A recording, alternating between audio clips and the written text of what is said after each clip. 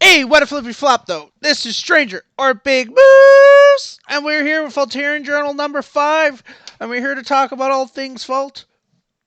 And Stephen Chandler, please introduce yourselves. Yo, yo, yo, it's your boy S.A. Reed, aka Steven, aka best crunch main you'll ever see. Just me. And yeah, it's me, at Gotta Get Swole. Still kicking it. Still kicking it back. Frig, yeah. So, guys, as you can see, we got a few overlays that look super fucking fancy this time. Hope you guys enjoy them. So, the topic number 1 that we're going to talk about is we're going to talk about tester games. We got a few notes on that. The overhaul. Thank you, Felix. It looks awesome, doesn't it? Anywho. Of course, we had to put the announcement in that was just released a little bit ago. But that's a bit touchy, and I'm just going to leave it at that for now. And then for Act 2, we got reasonable expectations for early access, MMR, controller support, heroes, and then for Act 3, we got AI on Trello, ARAM, toxicity, overrated and underrated heroes. So, guys, this time we're going to try to keep it a bit shorter. So, usually we've been doing 6 hours, what we're aiming for with 3 breaks, because talking is a lot. We're going to start trying to bring it down shorter. We're just trying to find that niche, see what people view, see what people like to see. So we're going to try to keep it around 3 hours.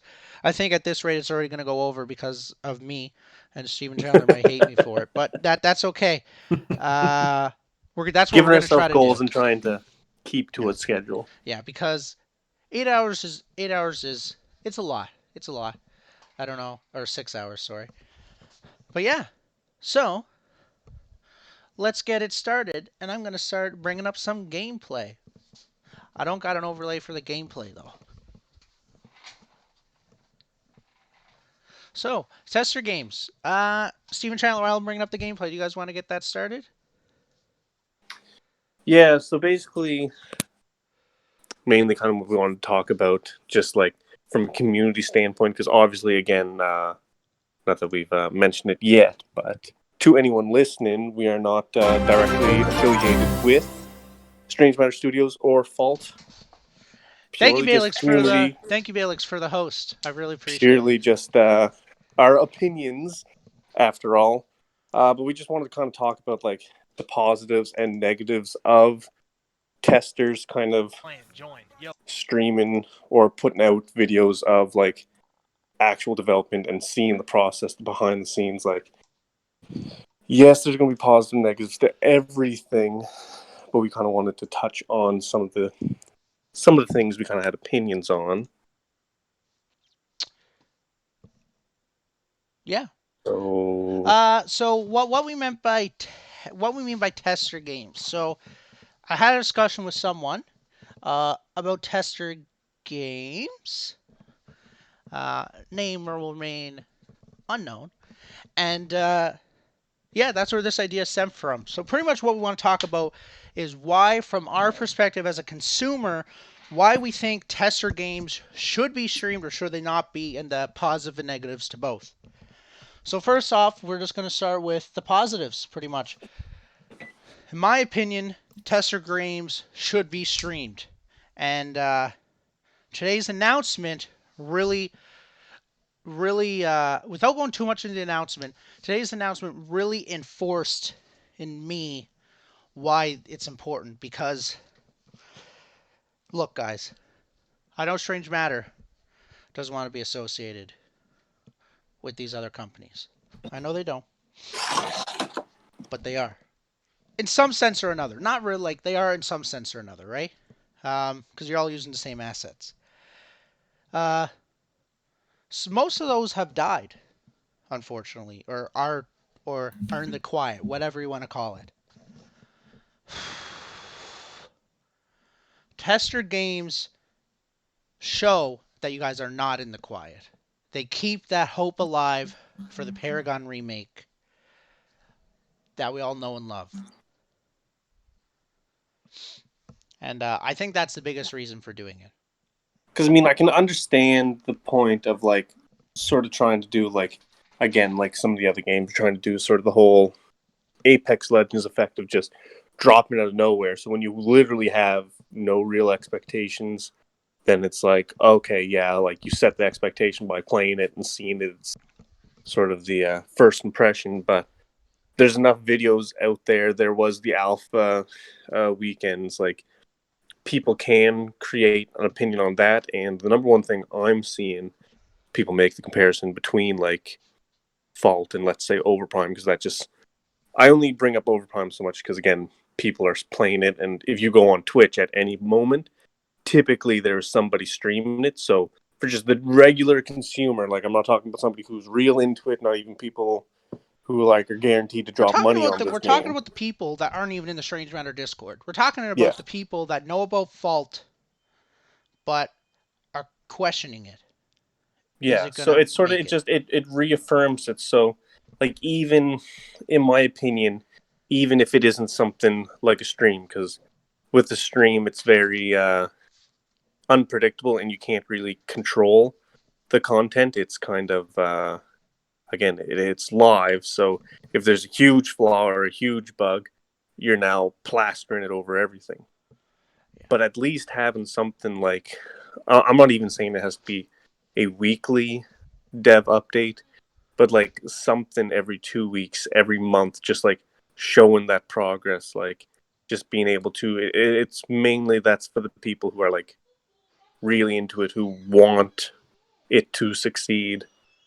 I feel like that would be beneficial rather than negative. Well, the transparency and just keeping it going is always going to be beneficial. You know what I mean? Like if you can do it every day, that would be ideally, of course, the best.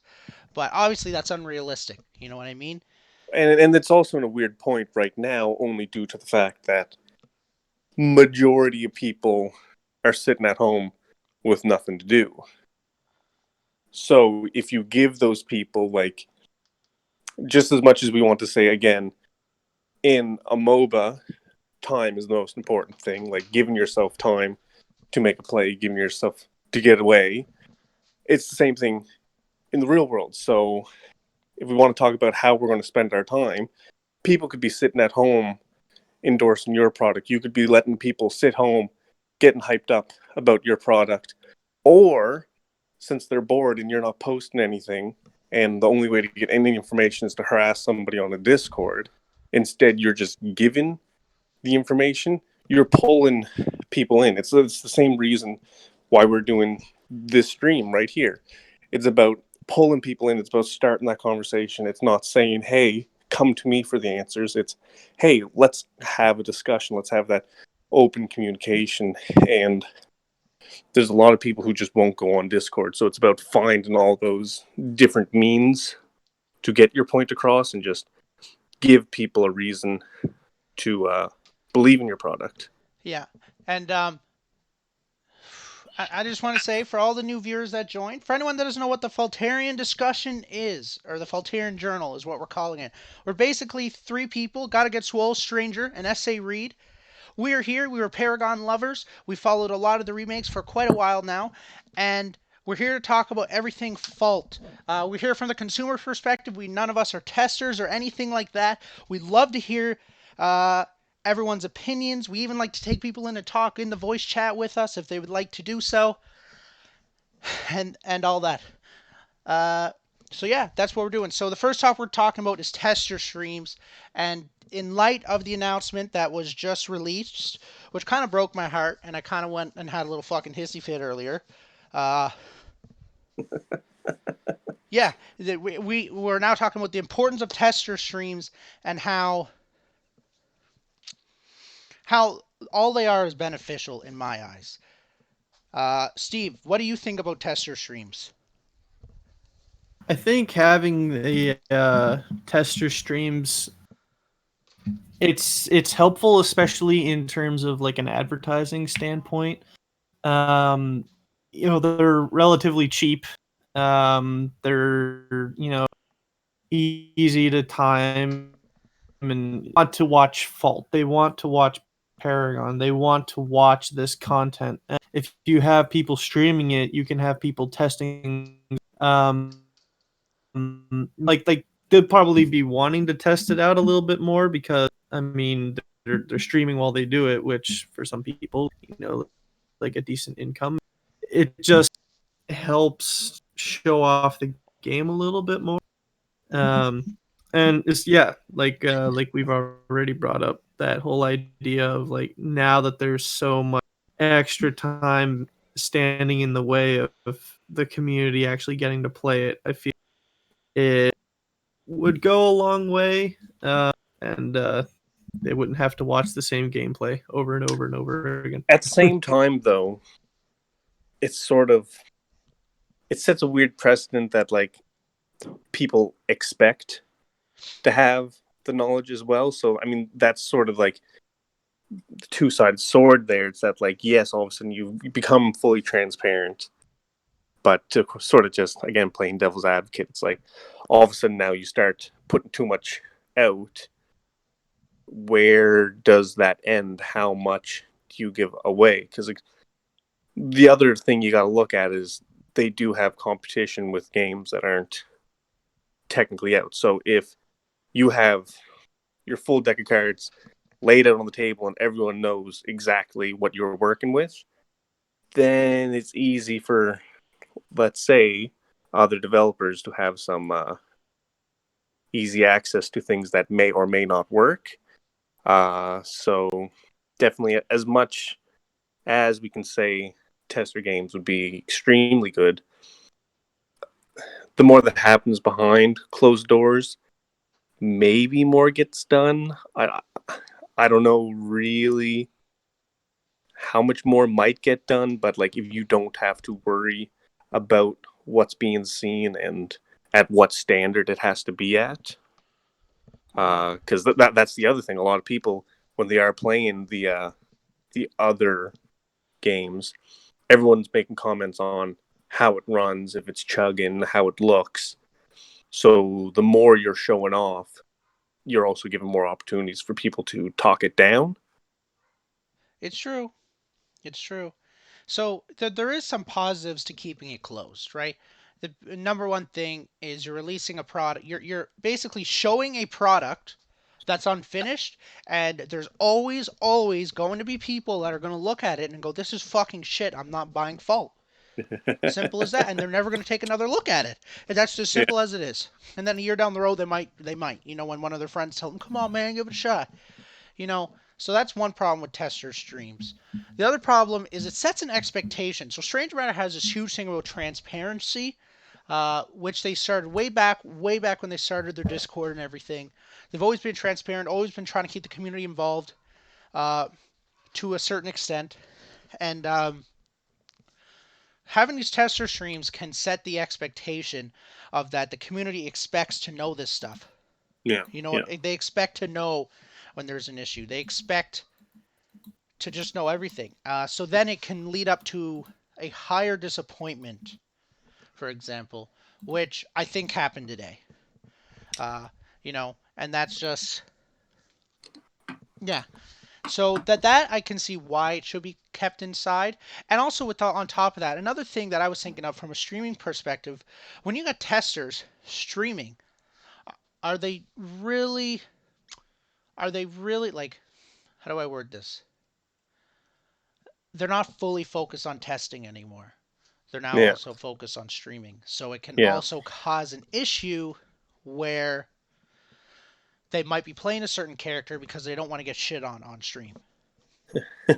You know what I mean? They might not be using that controller to try out the new customizability with it because they suck with a controller, even though they're PC player primarily. Little stuff like that. Yeah. Um, but I personally think tester streams are a good idea. So that was just kind of the Yeah, but devil advocate you've point of view. always sort of championed like full transparency as well. That's definitely as a consumer what you look for in a product. Yeah, I want to see the road. I personally love seeing the development process. Yeah. It means a lot to me. It's how I get connected to games and to the community. Uh, it's just as simple That's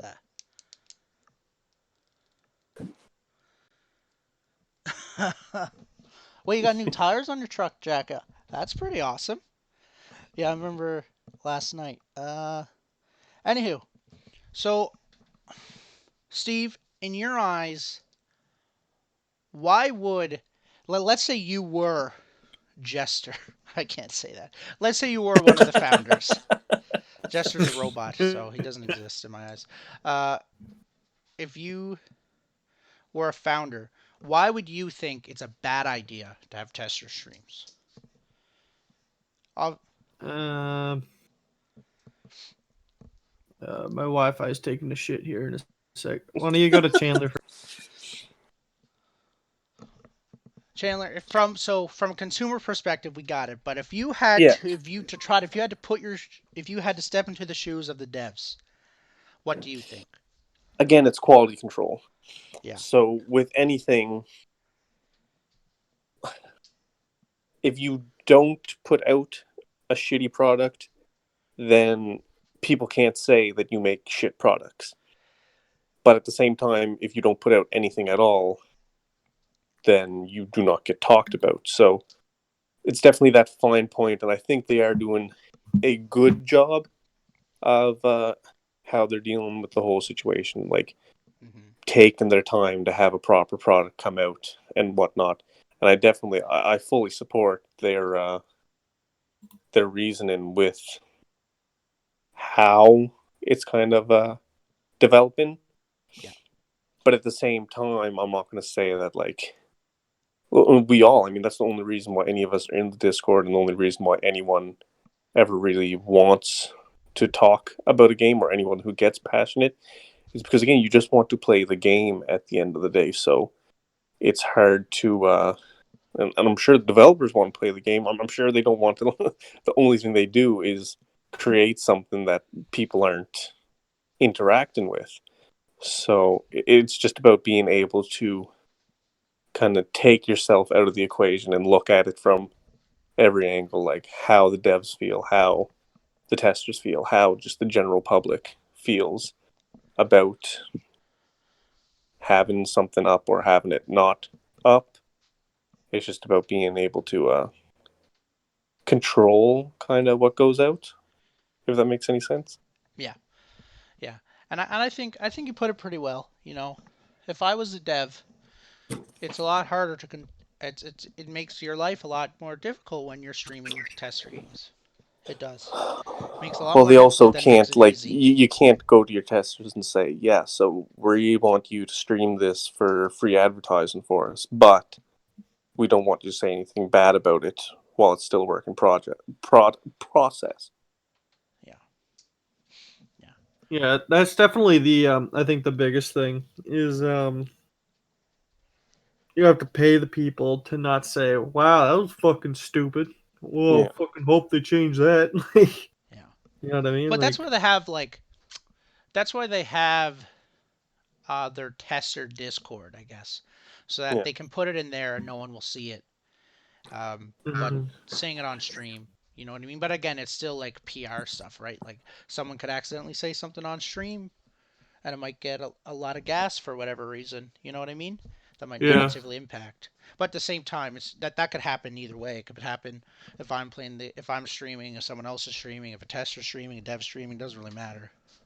yeah, But in testers streams, they specifically can control that. You know what I mean? Because if you don't like what they say, well, they don't have to be a tester anymore. So. Yeah. Do you guys got any other points on the tester idea?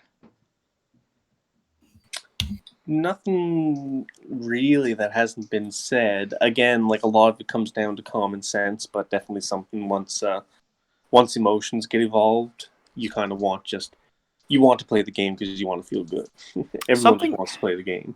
something that just kind of popped into my head. What if there was because like a lot of the time you just want to like if you can't play the game, sometimes seeing it is the best thing. Yeah. What if they were curating some kind of YouTube page or something where like they were like dev games and then people edited Well, them? that's what I was kind of meaning. Not necessarily tester streams, but like just have a dev update once a month or every 2 weeks. They were Yeah. doing that for a while, actually. Yeah, For and the then updates. just even if you have nothing new to share, if you had somebody get on Twitch to just talk about it with people and interact for 3-4 hours on a Friday night, Hmm. Yeah. and again, it's just talking about it. You could literally go up there, and if you have nothing new to say, you have nothing new to say, but you're at least talking and whatever. But Yeah. I guess that's the other thing. People who really want the game just want it to be available tomorrow, and they don't care if it's playable or not. And I can say my final thought on this tester stream.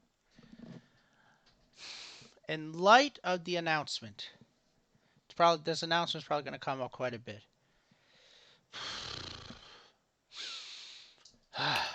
um, Tester streams are going to be a very good way of validating that this is not another Core Yeah. or another Phoenix Because Rising. that seemed to be a big thing people were bringing up in the Discord there earlier. Like, obviously not everyone, but there was enough people who kept bringing up, like, all we're worried about is them taking our money and going. And I mean, obviously, like, again, everyone's going to say, obviously, like, if you're spending even 2 hours a day working on this game, by no means do you want anyone thinking that you're just in it for the money and then you're getting Yeah. out of there. I mean, like, nobody's going to spend even that much time of their day for something that they fully expect in 6 months to not be working on. Yeah, and from a consumer's perspective, I'm telling you, like this was a fucking blow to my heart today, and to know that I'm now gonna have to soon TM 2 month timeline, which might actually turn into a 6 month timeline at this rate. Uh, you know, it doesn't have to be a tester stream, but something just to keep me involved, and not just Something to me. I mean, like the staunch the community.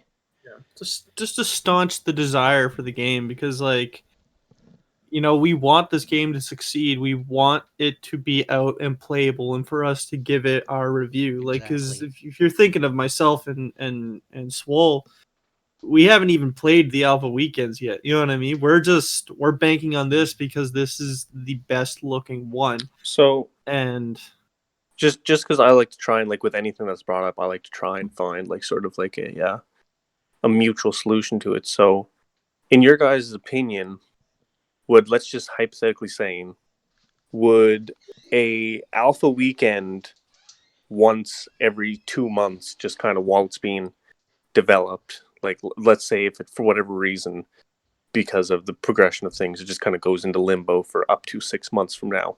If every 2 months you were guaranteed that you just had 48 hours to spend with the game while it's being developed, is that enough for you to let it continue to sit in limbo for, let's say, up to a year? I think that's Or more than would you enough, rather actually. would you rather not have any more alpha weekends and just have it guaranteed to come out in 3 months? I'd rather for sure it come out in 3 months. I would rather a guarantee, personally. But Yeah. first off, I want to say a few things. Number one, we support Strange Matter, 100 fucking 4,000%. I'm gonna stop swearing from now on. I say that every stream, but it never happens. Um, yeah, we do support Strange Matter, and it just the announcement was today, and anywho, but that's stuff. Um, and Greg, this is the saltiest I've heard Greg in a while. Like Greg all day was just kind of, he was steaming in the Discord, man. yeah, our own personal Discord. Yeah. I think 2 months. Okay, I don't want. Just for any viewer sitting here, and especially if there's a dev watching, which I know there is, guys, don't expect an alpha weekend every 2 months. Like that's No, unrealistic for the no. devs. They're dishing out their own money here. It's gonna cost them money to have up all those servers. It's in a pandemic. They're gonna go broke. Like Yeah, they, it was they mainly can't just do about that. giving perspective. Why I brought that up, it's like, yes, it's all well and good. You bring it up first. Oh yeah, be able to play the game every 2 months. Like, oh yeah, I get to interact with it. But at the end of the day, if they're able to just buckle down and have a finished, well, like obviously it's an early access, so it's not finished, but finished to their standards in 2 months, or I'll say 3 months, just because, like, again, I don't want to say 2 months and have it be 3 months. I always kind of estimate big, but Yeah. just being able to know, and that's the biggest thing. It's like there's just no way of knowing. I think that's why there was so much people like upset about it, because you have no way of knowing why it can't work. You have no like, you don't know why you can't play it on the 8th. Like, Yeah. the amount of people that were saying, "Oh yeah, just give me the unfinished game. I'll play it on the 8th." Like, I don't care. Mm. But It's just about knowing why. You don't need to show them. You don't need to do anything. It's just knowing exactly why it doesn't work. yeah. Uh, and at the end of the day, I want to play a good game. Yeah. So if that means Strange Matter has to take an extra 2 months, you know, I'll be all right. Oh, 100%. Uh, I'll be all right. That's that. At the end of the day, that's what I want. I want a good game to play that I can play every day, hop on with my friends, play competitively, casually, joke around, take it full sweaty, try hard, all that into one. That's what I want to see. A game that I can grow with. You Yeah. know, I want to hop on the EA bandwagon because I'm not waiting for full release when the game is super fantastic. I'm trying to play the game and be a part of the growth. And I say me because, like, obviously I'm the one talking, but I know I'm not the only one out there that feels that way. And yeah. Anywho, what is our next topic there, guys? Just kind of talking about what we think, or what we want sort of to be in the overhaul. Oh yeah. So we're here to talk about the overhaul. Because at first, because obviously, like, any of these that we do, like, we kind of plan it in advance what we kind of want to talk about.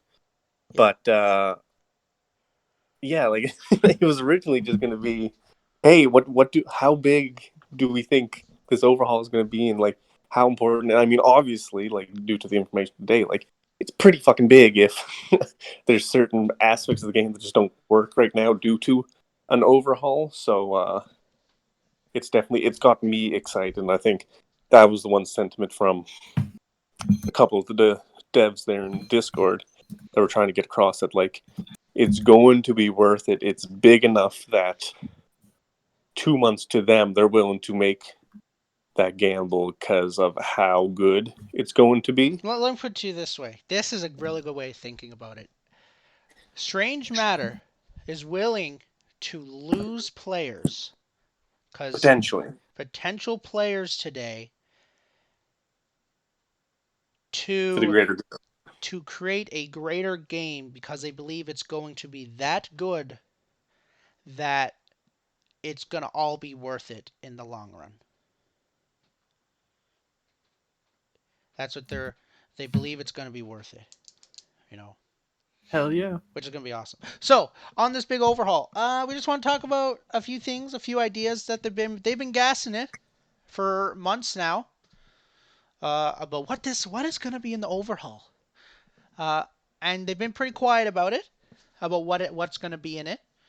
Um, so we're here to just talk about a few ideas, our thoughts and opinions on the overhaul, and so on and so forth. So, first thing foremost that I want to see in the overhaul, Sparrow has to be in the game on early access. She's already been announced. She's not in the game. She, she's going to be in the game. That's like a given. But at this point in development, maybe they're just having. Maybe she's a bit scuffed. Maybe she isn't working where they want her to work. You know what I mean? Yeah. I can't imagine, she was supposed to come out with the season pass. Yeah, she's supposed to come out with the season pass. So I can't imagine, like, I understand, yeah, there's aspects where they would probably be like bringing her in and whatnot, but maybe there's other more important things even before a character. Yeah. Well, yeah, I agree. I agree to that, Chandler. But Strange Matter has it like set up that like there's some programmers, there's some hero designers, there's Yeah. some so unless Sylphin knows how to do code, which he may or may not. I wouldn't be able to tell you. I'm pretty sure he's What? just You don't focused on know? Heroes. You know what I mean? Yep. So him working on Heroes isn't slowing down the development of of the rest of everything, if that makes any sense. Unless because of how the characters are being built, it doesn't work in the rest of the game. Ooh, that was a good point. Because again, they all with the finished product, all these different arms do need to work together. Yeah. So I mean that is a thing. But by no means do I think. I mean, we've heard before things like crunch and whatnot just won't be in early because every single time they tried implementing them in their version of the game with just how they had to set up, they just had to recode a whole bunch of shit afterwards just to make it work in the world. Yeah, Heresy. So apparently some of the assets are like really good. Like Shinbi apparently is just like a copy and paste almost yeah, into the Unreal but there's Engine. other ones where it's like, oh yeah, you get the skin, but you don't really get much else. Yeah. Yeah, pretty much. Yeah. It's cool. So obviously we want to start with that because that's like a guarantee, right? Like Yeah. that's what we can expect from this overhaul. Sparrow's going to be in the game. Like she Do we has think to there's going to be. be any like actual like visual change to the map other than textures? Like, do you think the actual like size of lanes would get changed? Yes, I do actually. So Strange Matter has said publicly, it's written down somewhere. Uh, Where? Where? I don't know. You know, Trello? Link in the chat, bro. uh, Link they. so it didn't happen. It's written down somewhere that this current map that you can see in this gameplay. Um, by the way, this is gameplay from Alpha 3 Weekend, everybody. This is not like current gameplay or anything. Uh, Anywho, that this map is like a temporary map they essentially created for testing. It's not the map they want to have Okay, on full I never release. heard that. That's news to me. Oh, it's not the map they want to have for full release, and it's not the map they plan on having for early access. Sweet. Yeah, because there's a lot of issues with this testing map, to say the least, and so they plan on changing it. You know, Were these problems that you felt while playing, or yes, so? What would be the biggest thing that you hope switches with the map? the map. The biggest thing I want to see is the jungle.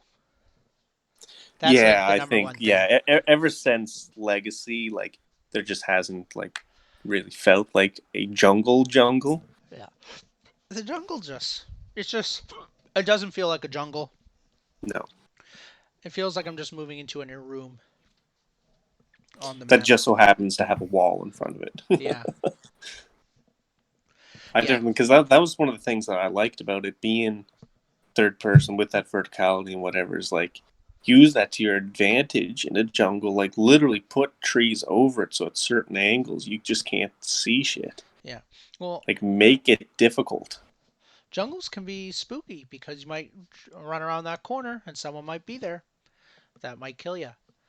And the Yeah, current because you the want to be comfortable but not like overconfident. yes, and the jungle's just a bit too open. That's kind of the big thing. Whew, reverb just I won. Just Greg's gonna have to absorb that one. hang on. Reverb said something. He thinks he can provide some insight even though he's in the dark.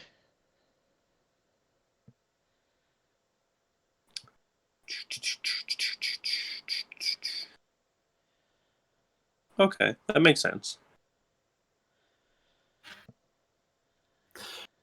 something I was thinking about, and I don't know if this is heretical, but like, Oh, do you guys think that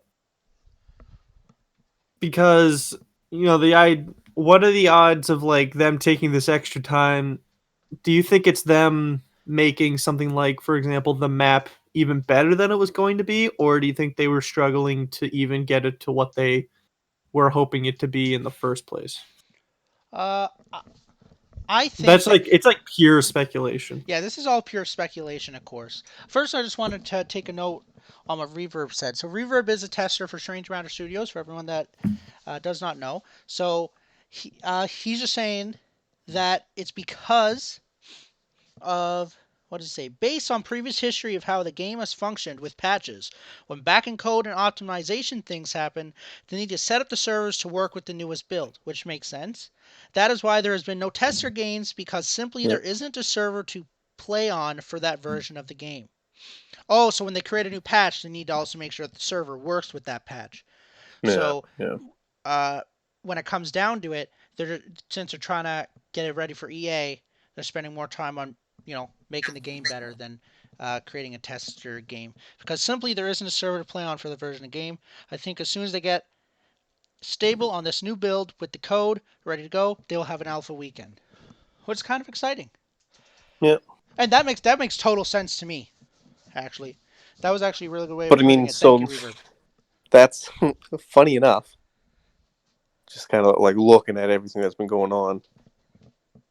Imagine if that, like, again, we have no actual confirmation that's actually what's going on, but just purely as an example, just from a consumer's point of view, imagine if that explanation was given to the general public or the Discord at least. Not You know saying that's what, exactly what Chan? happened or You're actually making a what went good on. point here. If Yeah, but you I'm just saying, like, that type of word, and like any rational human being looks at that and they go, "Hell yeah, I'm not going to sit there and recode that." So you guys do that. That makes perfect sense. Mhm. But again, just so everyone's fully aware, speculation. Yeah, These aren't we are not confirmations. associated with Strange Matter Studios Yeah, yeah, whatsoever. We would love to be one day, but until then, we are not. And we're just consumers, and we're just talking more so what we hope. yeah. And just to Reverb's point, like, if there's going to be a pack and if it's going to be $60, you really don't, even in early access, you just don't want it to feel janky. It just leaves a bad taste in your mouth. Because again, there's a lot of people like us that, like, through the shitty versions of the game and, like, even with bad patches, we will continue to play. But if they come out with it and it's the first month and it's playing like shit, there's a lot of people will go, "Holy shit, I spent all this money. I am never coming back." Yeah. Oh yeah, EA is a big deal.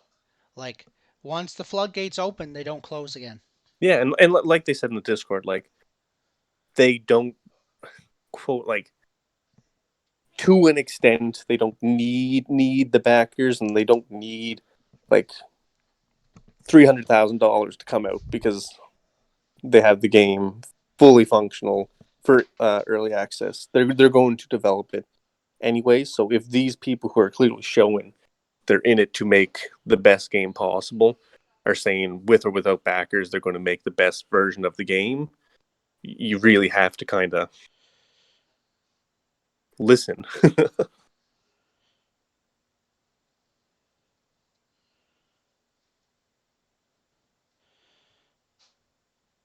Oh, so we got a bit more insight. So River was saying he has his own speculation because he's in the dark. uh, Um, of what he expects. Guys, I won't play like shit. Like it played good on Alpha 3 weekend and it's only getting better.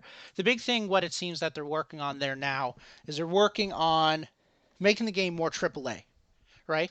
So that Yeah. more people are going to look at the game and go, "Oh yeah, I want to play that," right? Without actually being involved in the Discord, which is I think it's a fantastic idea. I think that's what they should be doing, and I'm fully on board. I get it. Yeah.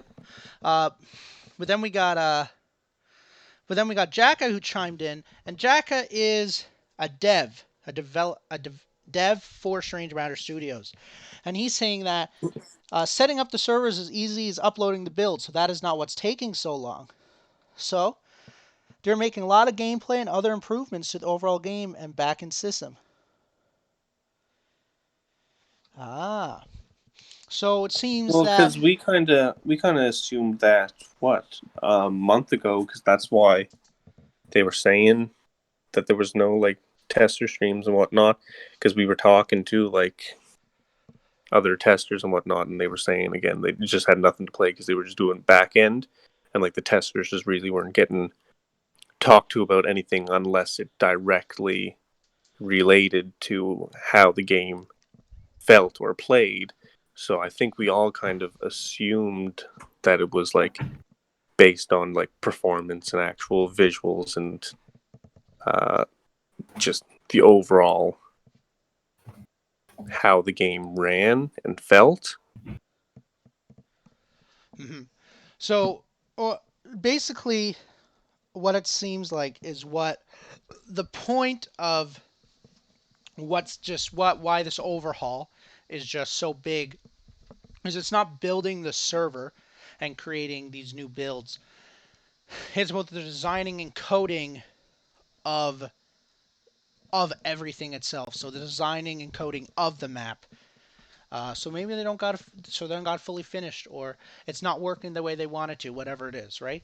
Because Well, again, just like think about how good Paragon looked like at the end of its cycle. I mean, obviously, faults in those alpha weekends, they weren't going to make it look that good because we were worried on gameplay and whatnot. But like, there's a lot of people, again, if you want to get a lot of those older Paragon players back, or the people who literally only started playing Paragon in, let's say, version 42, they are going to want it to look like that. I hmm don't know if that's their goal. nah, you It can't would expect make that. sense. Like, It would make sense, like, if they have the opportunity to, and they know, hey, I just need this much more time to get it to look even 90% as good as it did. Like, why wouldn't you take that time if you yeah, know you can do it? if you know you can do it, right? Because at the end of the day, it's all about playing a good game. As I said, it's about playing a good game, and if it's a good game, it's going to attract people because that's just how the gaming community is. They're very polarizing. If they enjoy the game, they'll get their friends to play it. If they don't enjoy Yep. the game, everyone and their mother's not going to play it. Like, it's just kind of as simple as that. Yeah, And early access is definitely a word of mouth kind of thing. yeah, it is. Yeah, and early access is pretty. I texted one of my friends. I texted Krepton, who's in this game, about the delay because he's not in the Discord or anything. Um, anywho, he just said he's about to beat some ass. So, anywho, that's it. Anywho, I just wanted to say that. I probably shouldn't have, Yeah. but yeah. So on the overhaul, we can expect better performance and aesthetics, especially better performance. Right? They're trying to reach that AAA goal. They definitely aren't going to reach it for early access. That's setting the expectation too high.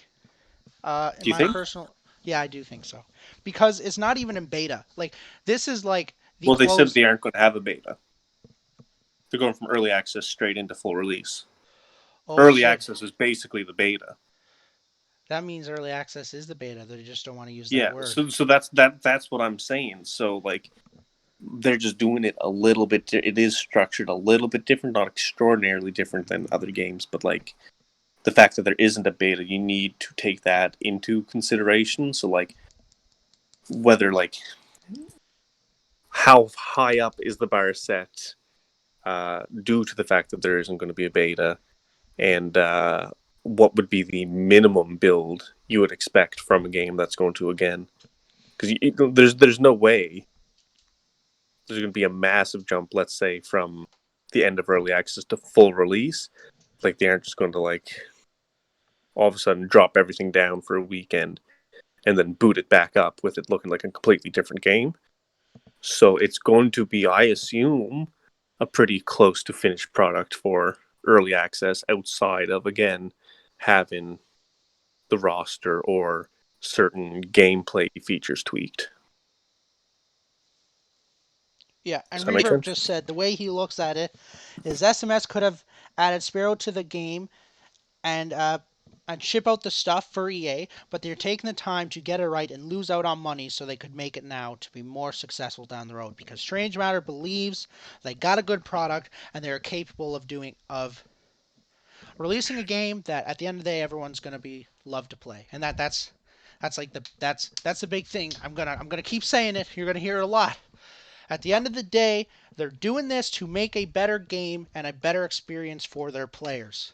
Well, so like just to put it into a little bit of perspective, so think about this. So you're getting yourself all dressed up, all cleaned up, you're getting ready, you're going out on a date. Hmm. First time you're meeting this person. Would you rather show up directly on time when you said, looking like shit, or would you rather take a little bit of effort, have a nice clean shave, like make sure you're smelling nice, and potentially be 15 minutes late? So again, pros and cons. It's all about first impressions. So if your first impression is, oh yeah, you're on time, but you look like a slob, or yeah, you might be a little bit late, but just by looking at you, I can tell you spent a lot of effort in making sure you look good, that everything is exactly to your standard, and you just have that kind of self-respect that that's how you're going to present yourself. Tyler, that was a fantastic analogy. That actually made that was really good. And again, and that's why I say only 15 minutes late. It's not like you're 2 hours fucking late. Like if they said May 8th and it comes out November 1st, okay, yeah, no, I'm going to be angry. But Hmm. 2 months is the equivalent of, again, showing up 15 minutes late to a first date. Exactly. Yo, Chandler, we need to trademark what you just said. That was good. Steve, what are your thoughts and opinions on this overhaul? What do you expect from this overhaul? As someone that's not super active in the Discord, that pretty much only listens, that knows most of the information from just doing this stuff and stuff we tell you and such on that. What do you expect and hope for, and what do you think is unrealistic? I want you guys kind of took all the good ideas. Um, I'm looking for a hat. I want to give my character a hat. I want hat customization implemented Do you into miss my character's creation. the master headwear? That would be cool. I was trying to Grux make a with his meme, but horns? yeah, that was actually pretty cool. That shit. I had the Grux master hat. Um, I don't know. Like I think. I mean, It's like Re- having stuff like that. It's the wow factor. Reaver brought it up, but like I the fact that they're saying, "Yo, this product is not what we want you guys to experience it as." If anything, it feels like like I mean, you just said it right there. Like the whole thing, like it's like they're doubling down on like I really, when this comes out, I wanted to really feel like this is going to be something special. You know Yeah, what I mean? and you Like, just and like I don't know how to explain it, and I say this all the time, and I think I get this from my improv theater kind of stuff that I used to do, but you can just feel when something's gonna be a good game and someone's a good studio. I feel like Strange Matter is a good studio. I felt it when I played the Alpha 3 weekend, and if they're going to take an extra 2 months to better that feel, I'm all for it.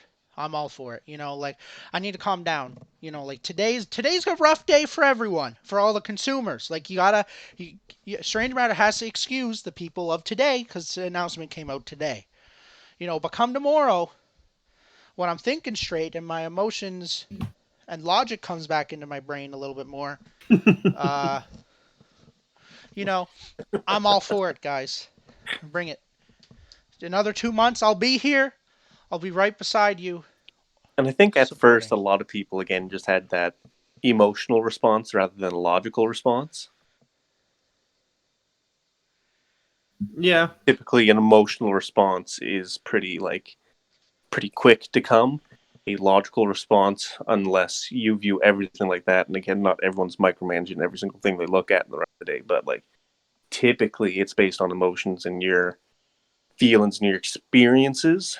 So again, people have seen other games do certain things. So again, you go into that sort of self defense, sort of like, hey, red flag, I'm worried now. But until you take that step back and you start to go and like see why it's happening and how it's only for the best, Hmm. that's sort of when logic starts to step in. Yeah, yeah. And just to show, we got Unorthodox Bird. He's saying that he played Dota for years and like he would just rather see the map get polished and all that stuff. And Yeah. Reverbs.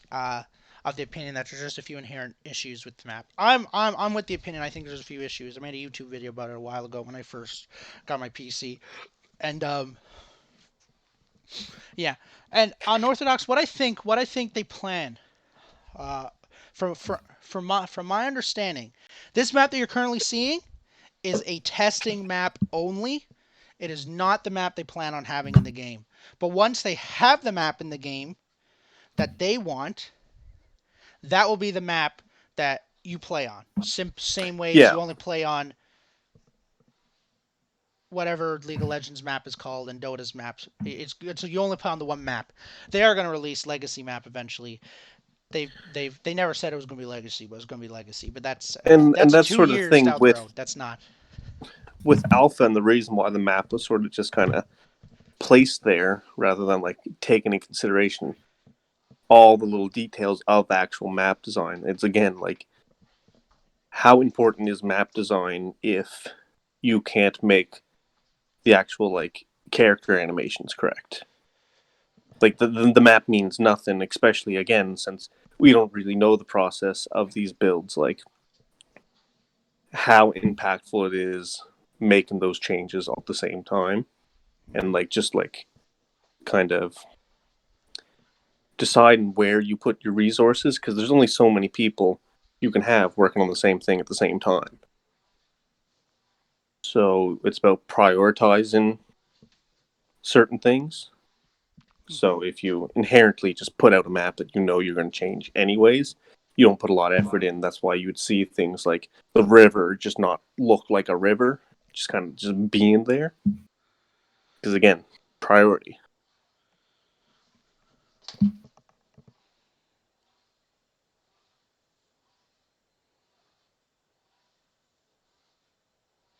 Ooh.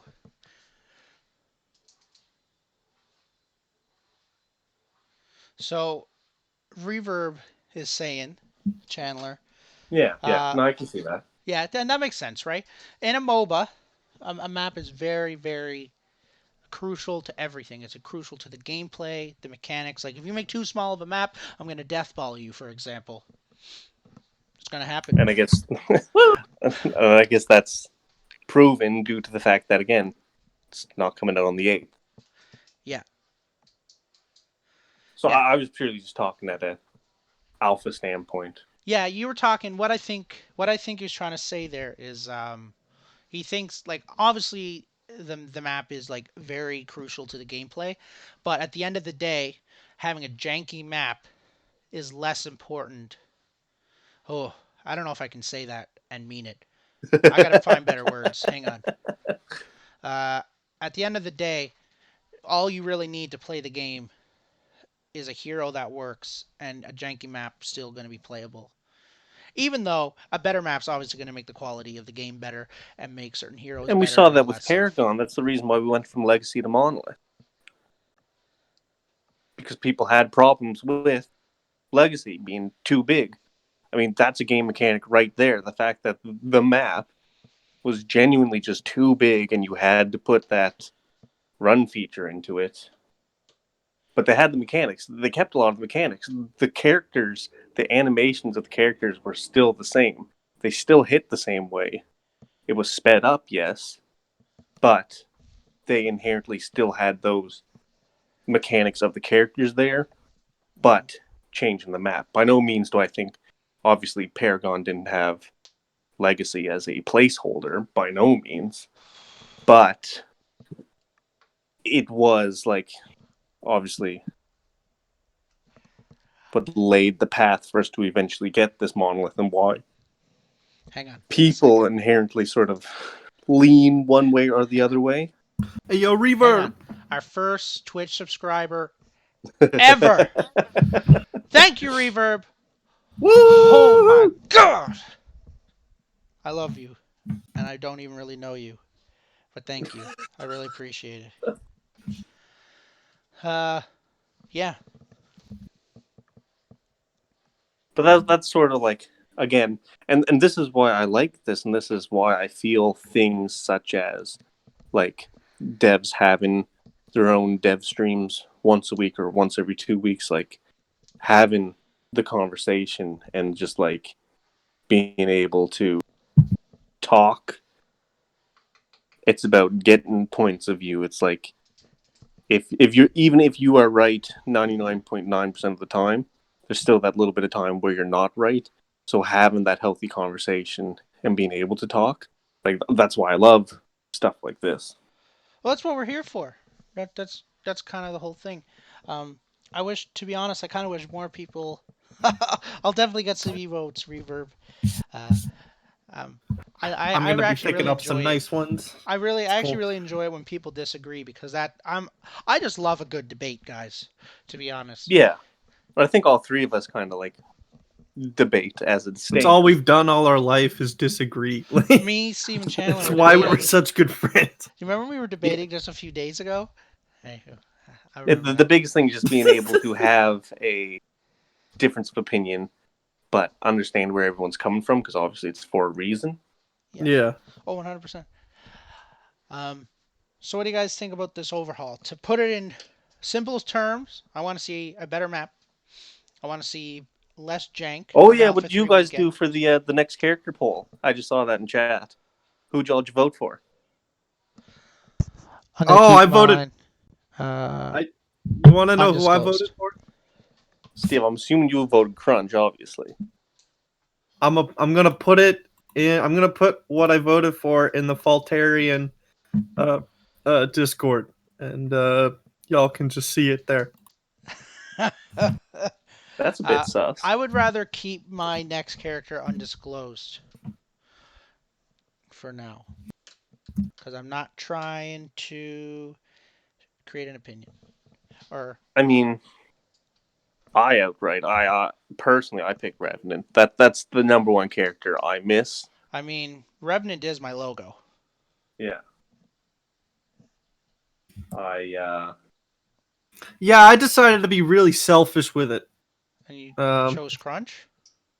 well, why don't you go check the I Discord, don't have to buddy? check it. I know you chose Crunch. we all know. I mean, that's the, I that's don't the have only to thing you've check it to talked know it about was every single Crunch. stream. If there's anything anyone knows about you, it's Yeah. you'll want Crunch. Crunch is kind of an underdog right now. Like a lot of the testers really want Crunch to become in the game. A few of the devs do. So I can I definitely see that need being him. He was frustrating the with the coolest assets. character, Yeah, and man. he was so good when you stopped playing after version 42, Steve. And you're probably anyhow. Salty as shit. Unorthodox. We're currently in our own Discord called Faultarian, and the link should be down below if you would like to join it. Yeah, you can find out what my answer is. I put it in the general Hey, there we chat, go. bro. Yeah. Welcome, motherfucker. That's I'm above just letting my you know I head. didn't choose Revenant. That is not who I chose. I'll just say that now. You fucking I lied? I didn't choose him. Yeah, he never said who he picked. Son of a bitch. I He believed said you. No, he had to keep I it chose signed. one of the other 39 characters.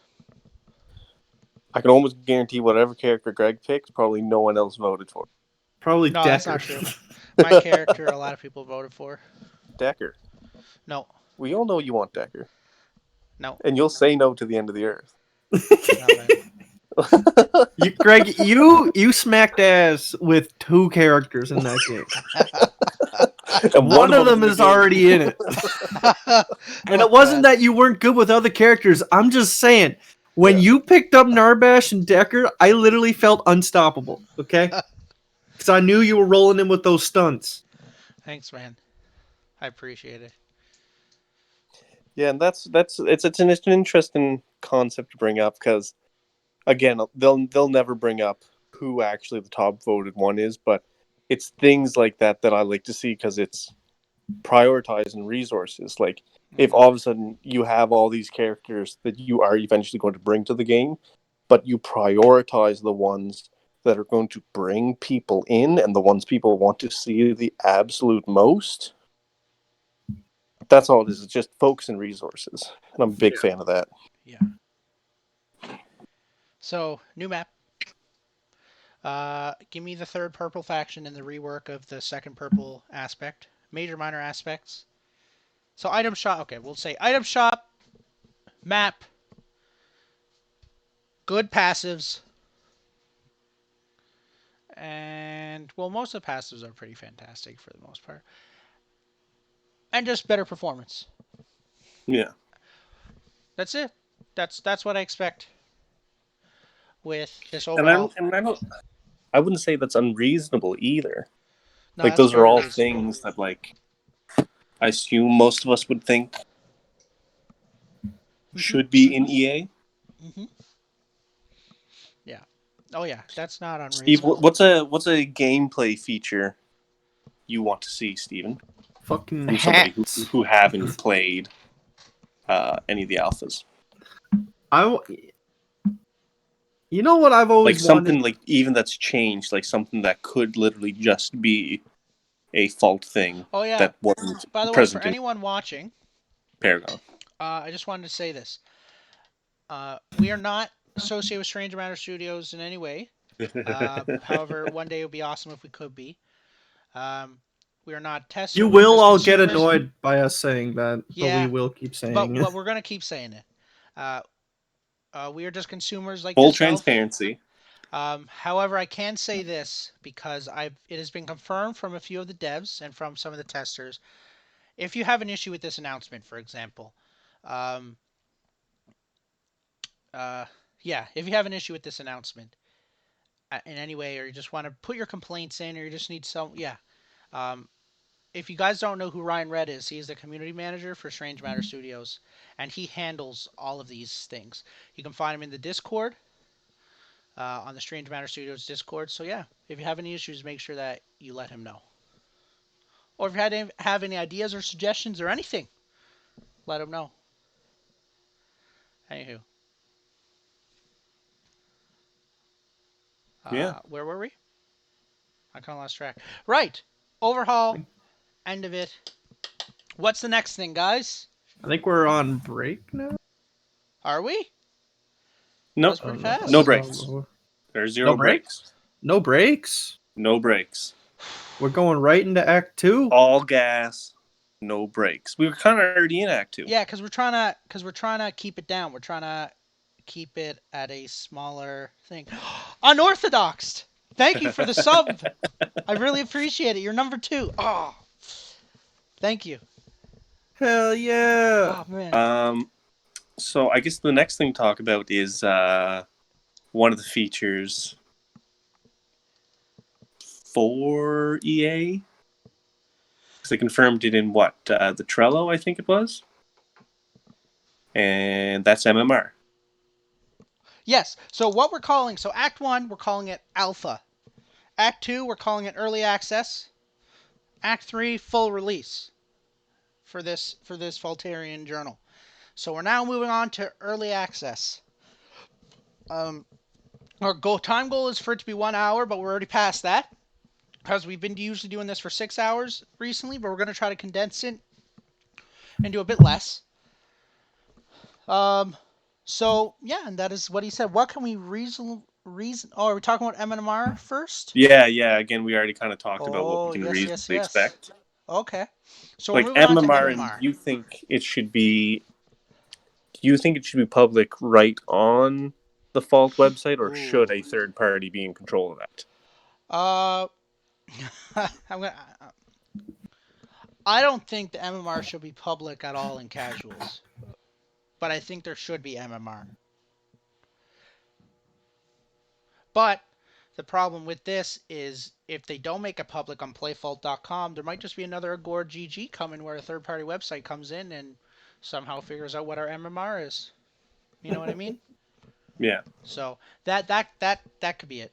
Uh, what the point of this topic in particular was should MMR and ELO be in early access for the one and only game mode they're gonna have, which is just quick play.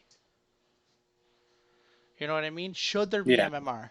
Because I've talked to many different people about this, and there's actually like a very 50-50 view on this, surprisingly. Um, So, what would be the two stands of it, just so you can sort of lay so the out two the? stands is it's quick play, don't have MMR, and the other stand is it's quick play, have MMR, so that noobs aren't getting uh, It's more noob friendly kind of thing.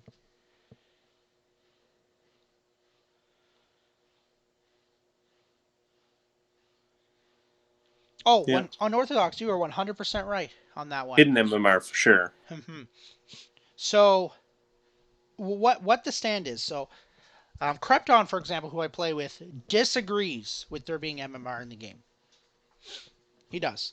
What he thinks would be better, and why he disagrees with it, is because when it's quick play, it is casual. He wants to be able to hop into a casual game, uh, test new builds, try Twin Blast and Jungle, stuff like that.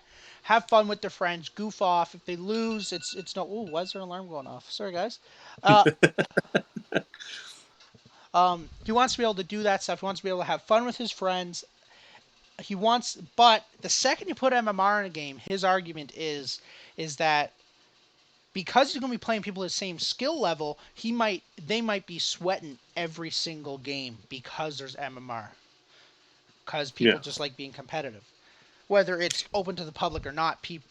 And he doesn't want to have to sweat every single game he plays. And I think that was part of the problem with Paragon not having ranked. But again, with Paragon, it was a different symptom that the game was out for that long. They should have had ranked by then. Like, obviously, with Paragon's early access, obviously, Hey, Reverb, there welcome shouldn't be back. any ranked or whatever. And it was only going to be the quick play with the MMR system implemented. Mm-hmm. Yeah. So So, for early access, I can definitely agree with MMR with only quick play, but yeah. So unorthodox, I get it from a new perspective. I don't want to jump into a lobby, accidentally run into fucking Reverb, for example, and get pooped on. No yeah. offense to Reverb, but I don't want that to happen unless I'm at his skill level so that we can actually have a That's good not game. offense. That's a compliment. What? What? But and this pretty much this actually stemmed from a few of my friends, like Krypton and a few other people that no one here knows. Well, maybe Steven Chandler do, like Gabe, Hunter, all of them, right? Yep. They're very heavily on the disagreeing side.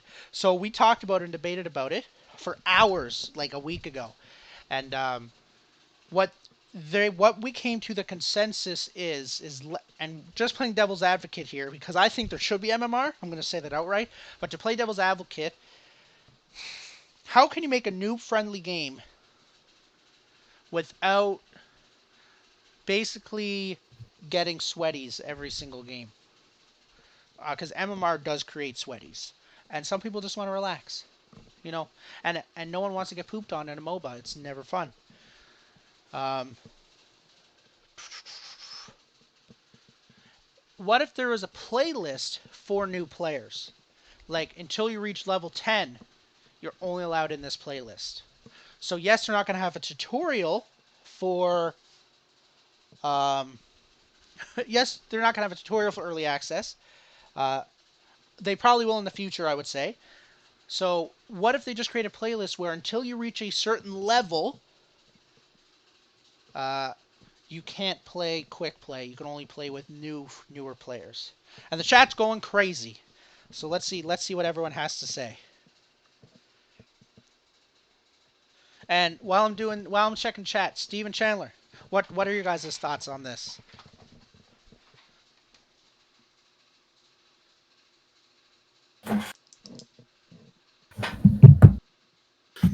I think yeah, having I think I'd be on the same No, Reverb, just to side. let you know, until recently there was never MMR in quick play in Call of Duty. They never had it until this year, I think, is the first time they had it in pub games. So that's why pub stomping was a real thing in Call of Duty. And I come from Call of Duty. Steven Chandler do not come from Call of Duty, though. My friends like that Krypton guy and Steven Hunter, no, Krypton, Gabe, and Hunter, who I mentioned earlier, we all come from Call of Duty. But Steven Chandler, who are co-hosts of this podcast, do not. So anywho, sorry, Steve. I was just saying, yeah, I like how because like some days I'm really just trying to like like play like the craziest builds, maybe even try out a character without affecting my career stats. So having a game mode where I can play, because I hate fucking playing against bots so much. If I could just play against random ass people, and if you have the idea of like, you know, the general consensus is like this game mode doesn't really matter if you win or lose, you're literally just playing, it's going to encourage less people to go super ham, you know what I mean?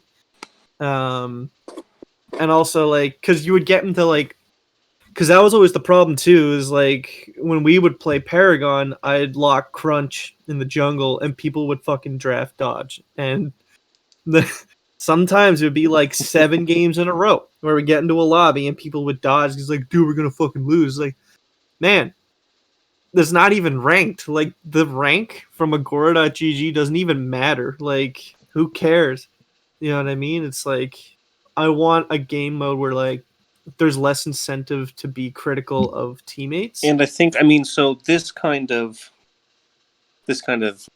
stems to a further topic we were going to talk about later on, but I think it's relevant right now. So there has been talks about a whatever it's called, like a ARAM mode for full release. Obviously, this isn't going to be early access, but full release, just one lane, basically almost like a team deathmatch, just with towers and whatnot.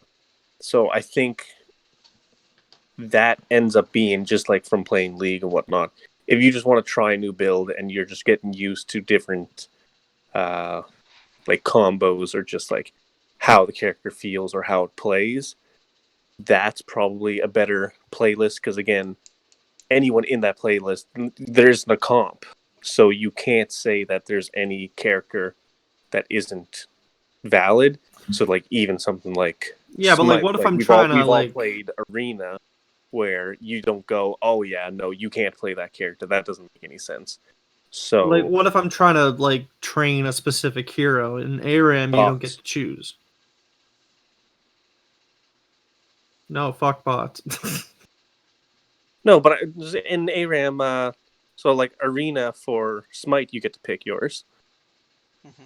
In League, you don't get to pick. That's randomly generated, but again, they kind of have the player base to be able to make it randomly generated. Yeah. Smite doesn't have a huge player base, thus you're going to pick the character you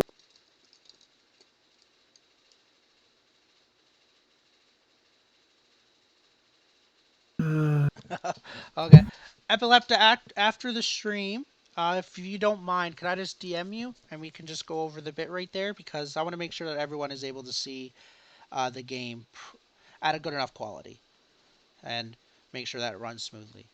If that would be okay with you. And so I've just been reading the chat while you guys were talking. So there is some debate about MMR, which is awesome. I love to see it. Uh, what? So for everyone that's watching, me, Stranger Moose, in particular, I am Stranger in the Strange Matter Discord. I believe there should be MMR. We were just I was just playing devil's advocate earlier, if you're listening to me talk. Steven Chandler might disagree. They might not think MMR is a good or bad idea. They might think it's a. Epileptica, yeah, you can just join the Discord. Yeah, Go ahead. Yeah. Epilepta if you want to. We're in our Faultarian Discord. So you just have to join that and we can move you in if you'd like. Yeah, that'd be awesome. There's So always room. to say this, and now Call of Duty is different, and I do come from Call of Duty background. Pub stomping Call of Duty is kind of what made it really fun. But this is a MOBA. This ain't COD. Yeah. I think there should be MMR. Number one, 100%. there's a higher learning curve for MOBAs. So anyone that jumps into Paragon, whether they were a challenger player in League of Legends or not, they're always gonna be. It's gonna take them like just a little bit to get going. You know what I mean? Oh, I think I over exaggerated, right? A challenger player is gonna be good at every MOBA, but um, let me get rid of this alarm. Hang on. You just keep snoozing it. Yeah, I just snoozed it. Okay, we're back My there. boy got somewhere to be. Damn. No, no, no, no, no, no, no,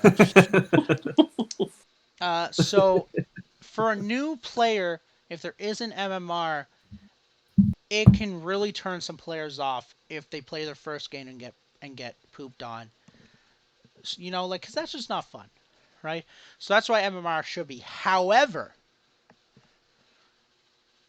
once there is ranked, I do think there should still be MMR in quick play, but the MMR system in quick play and the MMR system in ranked have to be different.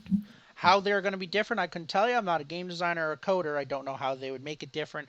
But ranked is that's where like it gets real tight, right? Because if you're playing Can you just ranked, have two individual MMRs, like a quick play MMR and a ranked MMR? that's usually how it works, Chan, with Yeah. some of these games. Is you have different MMR systems in each, and the ranked MMR system is usually way more. What's the word I'm looking for? It's way Tight. more tight. Yeah, it's way more tight, right? Like they only let a certain amount to where in quick play, let's say they don't want the queue time to be 10 minutes for some players, so they might open up the MMR a little bit so that you're playing lower ranked people so that you Yeah. can get in a game. To where in ranked you won't really see that as much. You're only going to play the people that you can play within a Which certain makes spectrum, sense. whatever that spectrum is that they agree on internally. That is my take on it. That is my opinion on MMR. Let it However, be written. Yeah, at the end of the day, everyone just wants to feel challenged. But there's a difference between being challenged and steamrolled. mhm. Like if you get in and you know that you just weren't playing that good or you just weren't taking it that serious and you got shit on, whatever. They were better than you or they were a higher rank. You can argue it all day.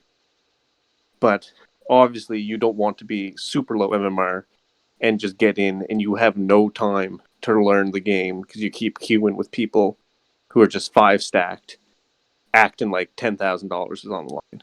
Mhm. Yeah, and that's the thing. And especially when we're talking about fault, the fault player base is newbie for the majority. No offense to anyone, I'm a noob too. Uh, so that's where that's where it's going to be so important to have an MMR system, especially in fault and quick play, because you just I understand you don't want to play sweaties every game, but at the same time, nothing's stopping you from just relaxing, if that makes any sense. And against because if you're playing people your skill level, uh, Yeah, just it some just makes form it of more skill fun. based matchmaking. Like that's all you want it to be relevant to your skill level.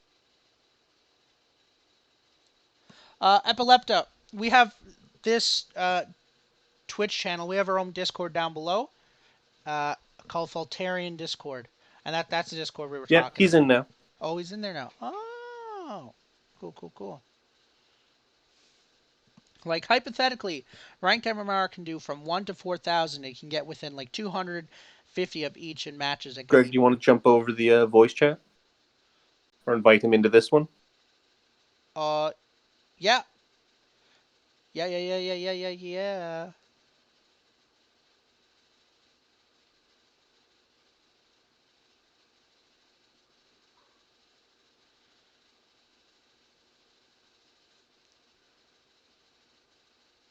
Just move me. Okay.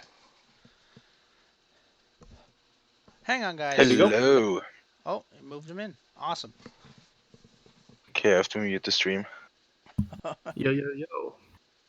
Cosmic Adventure. Is it better than Overprime? Cosmic, I don't want to give any ideas. You have to decide that for yourself. However, I was going to say, based on your experience, just because you've had a chance to play both now. I prefer Fault. Just like that. You know what I mean? I just prefer it. Also, Greg, is there any way of having a little bit of volume on the gameplay? You want me to put some volume in? No, because I might have some music and stuff going. That's why I got this up. Because this is all Okay. from a live stream. I can't put I can't put any volume from the gameplay. Yep. Yeah, because we're legit now, and Yeah. we got an image Coming to together. Reaver, uphold. what do you mean? The more you lose, the more for fun players that don't care you will get. Or maybe. Well, that was actually pretty That's straightforward. that's the point. Yeah, that's the point of the MMR. If you just go in and purposely lose, you'll go against shittier players. Yeah. I'd like a separation of solo queue and party queue personally, because oh god, is that the worst? It is the worst when you're not a full team and you get 5 on Discord and you just get rotated perfectly and then pushed back into him almost instantly. Phoenix, I actually was talking about this with a few of them 2 days ago. Uh, and that they can't confirm or deny anything, right? Because they are devs and testers and all that stuff. Uh, but what it seems like what their goal is, as long as the player base is large enough, they will have a solo and party up queue differential. Same thing as they do in League of Legends. So would a party queue just be anything 2 or greater? Maybe Three or like more.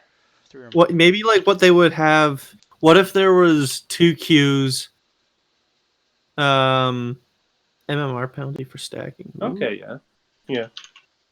Maybe like there's a solo queue option, and then there's like a mixed solo and party queue option. So like if you only want to play against other solos, or if you don't really care and you want a bit of a challenge, you can enter into the solo Yeah. slash party I queue. think I I don't guess know. the one other thing we talked about once before was just having like lobby-based chat. So just being able to speak over a mic with your team rather than being stuck with just the text chat. It just Oh, helps. It just helps with your team just to be more competitive. Because again, that's sort of the argument. Like, regardless, even if you have 5 skilled players against 5 skilled players, but one team of 5 are all on Discord talking together, and the other team either aren't talking or they just purely don't want to type everything out. You just couldn't care less to type it all out. mhm. Sometimes just having that implemented again, that was sort of a mixed reaction where some people were like, well, that's you don't really need the voice chat in your team in game. You What? can just do it No, on I think voice Discord. chat would be a great idea. And River Oh, was I'd saying, love. I think there's an MMR penalty. Yeah, that'd be good, but that MMR penalty is only going to really apply. Well, it would apply if you win too, but you can still grind in a 5 stack and move your way up to a higher MMR. In you think voice chat is a terrible idea? Hang on, tell me why. Well, it does feed the possibilities for toxicity. It It's does. very easy to go in and then just start shit talking. Like that was the thing with the text is that they're able to censor it right in before you even type anything out.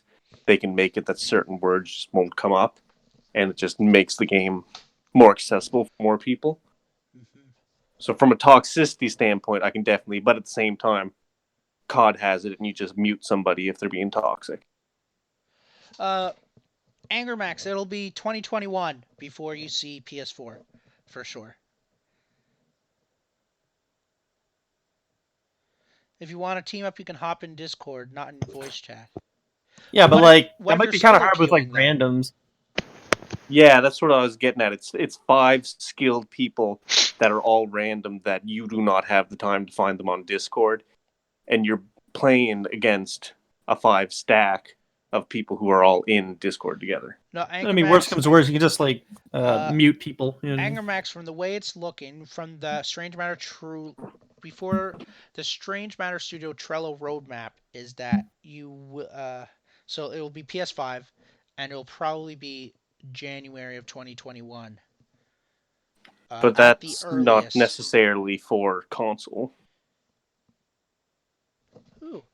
Thank you for the follow, Mac. I really appreciate it.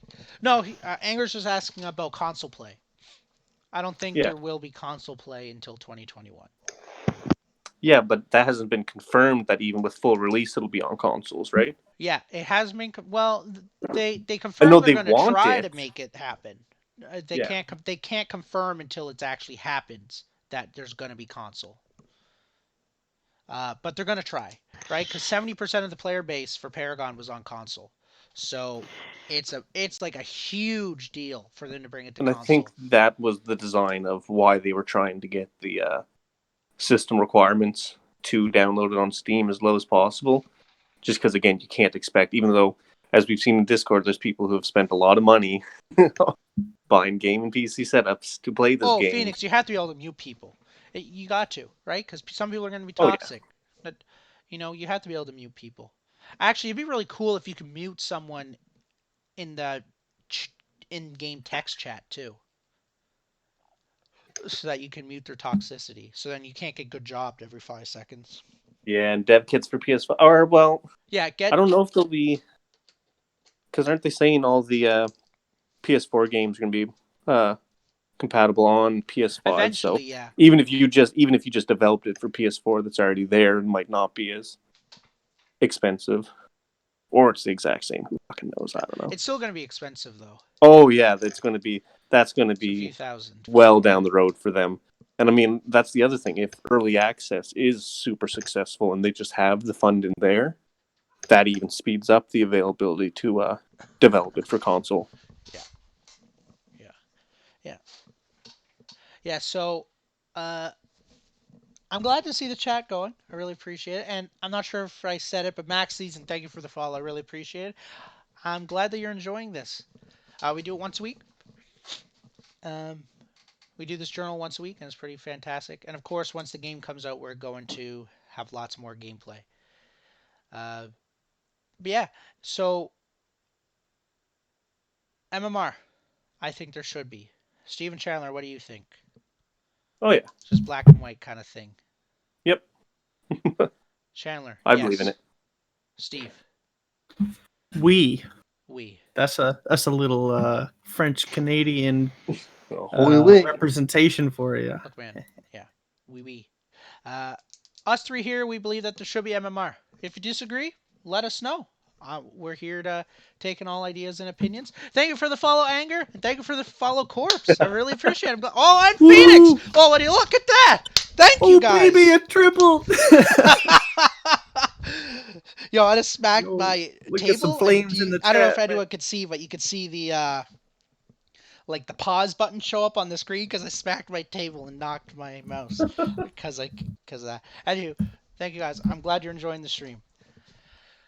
Yeah, so MMR, we believe it should be in. If you, for some reason, think it shouldn't be in, let us know. We're here. If you think we're stupid, let us know. You call me stupid. I'm not going to be offended. Yeah. Anywho, so what is our next topic, Steven Chandler? We were just going to talk about what heroes we wanted to see first. Ooh. Okay. So we want to talk about this because a few days ago there was a poll. I think the poll's still active, actually, in Strange Matters. More than We wanted to likely, talk about what heroes we would like to see first and what... Because I always keep up on the Strange Matter Discord, so...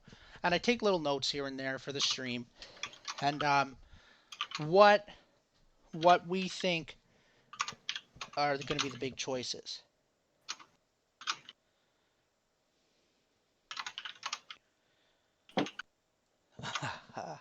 So, Steven Chandler, what heroes do you want to see come in first? The next few. I mean, definitely my first couple that I think of is going to be like, I really want to see Revenant, obviously, but I want to see Drongo. I want to see Brux. Like, everyone's going to have those handful of 4 or 5 characters that they always jump to just like play a comfortable character. Mm-hmm. I want to see Decker. I'm just going to say it. Decker is my... I guess what would be the top 4 that you want to see? Decker, FaZe, Revenant, and I want to see Terra because I never played her.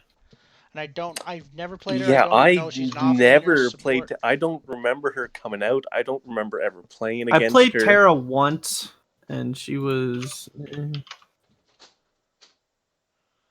know what I mean? She was kind of meh. Spout, what would be your top 4 there, Steve? Your boy Crunchy Punch. I want The Fae isn't in the Anger. game, right? If you're primary French, you can speak French. All three of us here actually know French. We're all three of us are bilingual. So if you feel more comfortable speaking in French, you can go right ahead. We can And translate it and everything. It's no big. We do know French. Epileptica, you can chat. That's it's all good. You're not. We kind of jump on top of each other while we're talking, anyways. So it's Yeah. neither Yeah, here nor well, there if you okay. want to butt in. I guess we should have Yeah, said something. it's for the community. You know what I mean? You got Okay, something okay, to okay. say. Yeah, I just was so quiet because I didn't want to interrupt anybody of Oh, you. all good. No, No, we no, no, appreciate it, no. man. But Man, feel jump in free. whenever you want. Okay. Yeah, because the Fae isn't in the game yet, right? Yes, and I hope she's in the bottom 10 because I don't care about her. Fuck you. What? Fae is awesome, man. You never played Faye, did you? Yeah, I did. Don't care. Don't like her.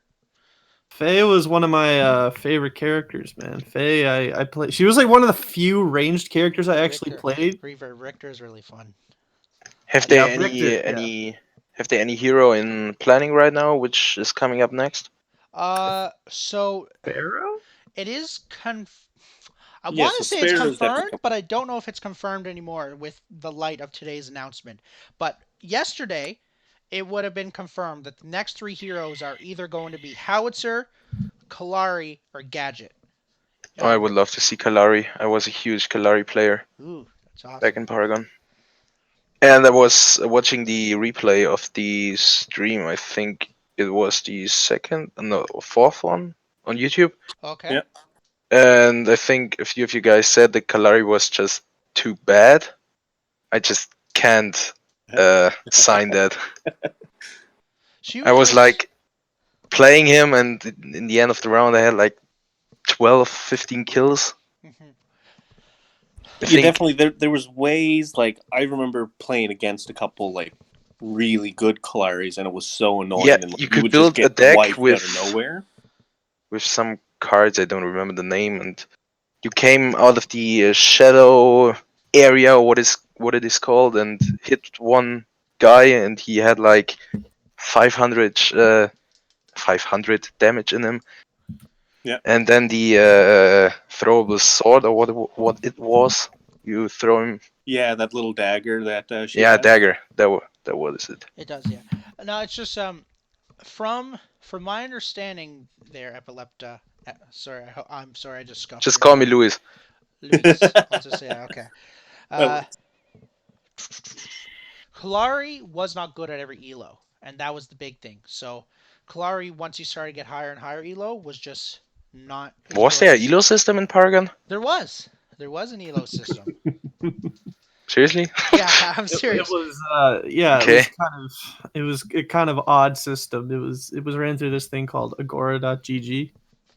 Well, not ran through, but you could like look at it through that, but it wasn't really affiliated with Paragon. You know what I Top mean? four. Okay. Decker. But But you stay the system to match people? Yeah, yeah, they did. Yeah, Okay. and if you started to get to high elos, like really high elos, you would have like 20-minute queue times in Paragon, and it kind of sucked. Yeah, I don't remember if I was high because I don't know where to see it, and honestly, I didn't look at it.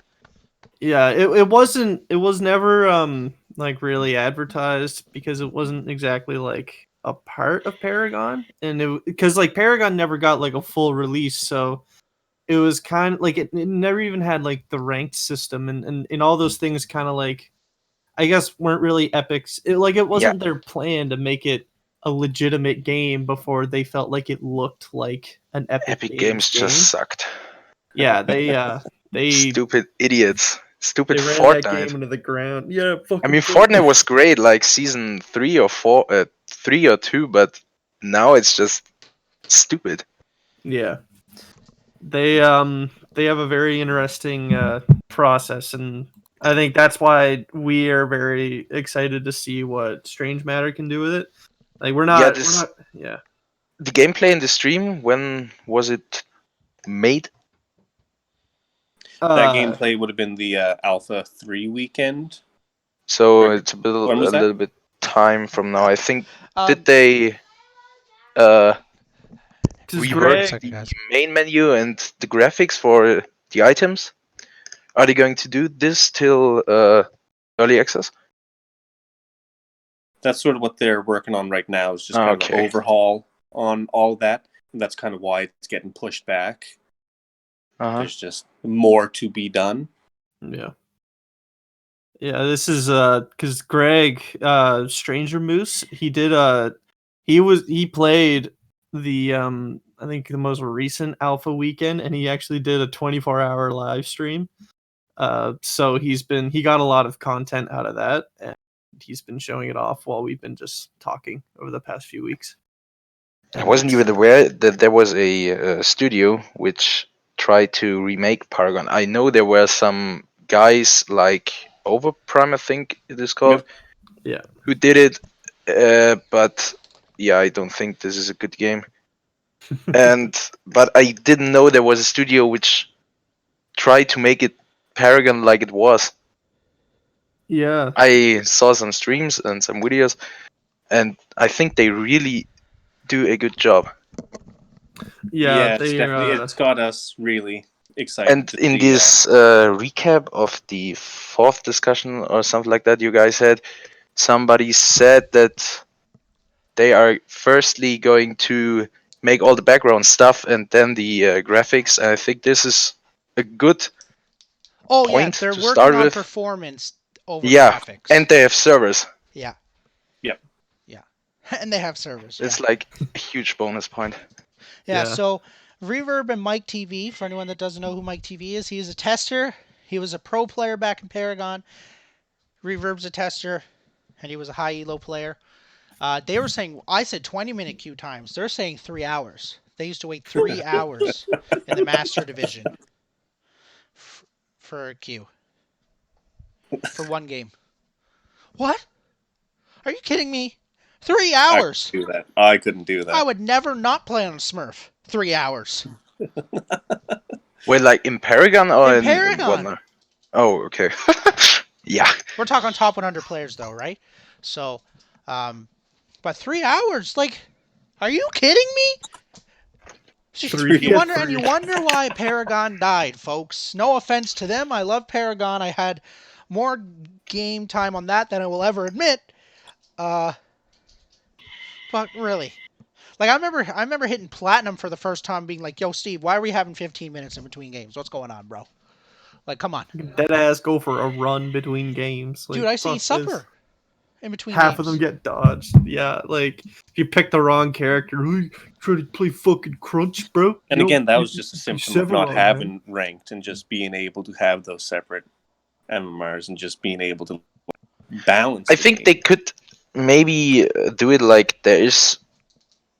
Do you know Rainbow Six Siege? Yes. Yeah. They're actually Huddy is the Well, marketing you're manager. from French, of course you know Rainbow Six Siege.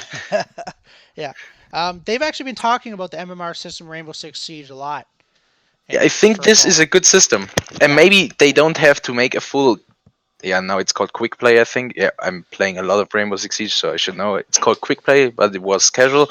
I think they don't have to make a full casual system, but if you want to try some new items or something like that, some item combinations, you could implement a system where you can join alone on the map, and there are some minion waves spawning, and then you can try to, farm them with your items you buy. So in the beginning, you have like unlimited money, and then you can buy everything you want. And there are some level 10 AI heroes spawning, and they're just running around, and you can try to kill them. And if this is a good combination of your items, you can try them there. But I think something like MNR would be good, but there should also be a system where you can try out new stuff.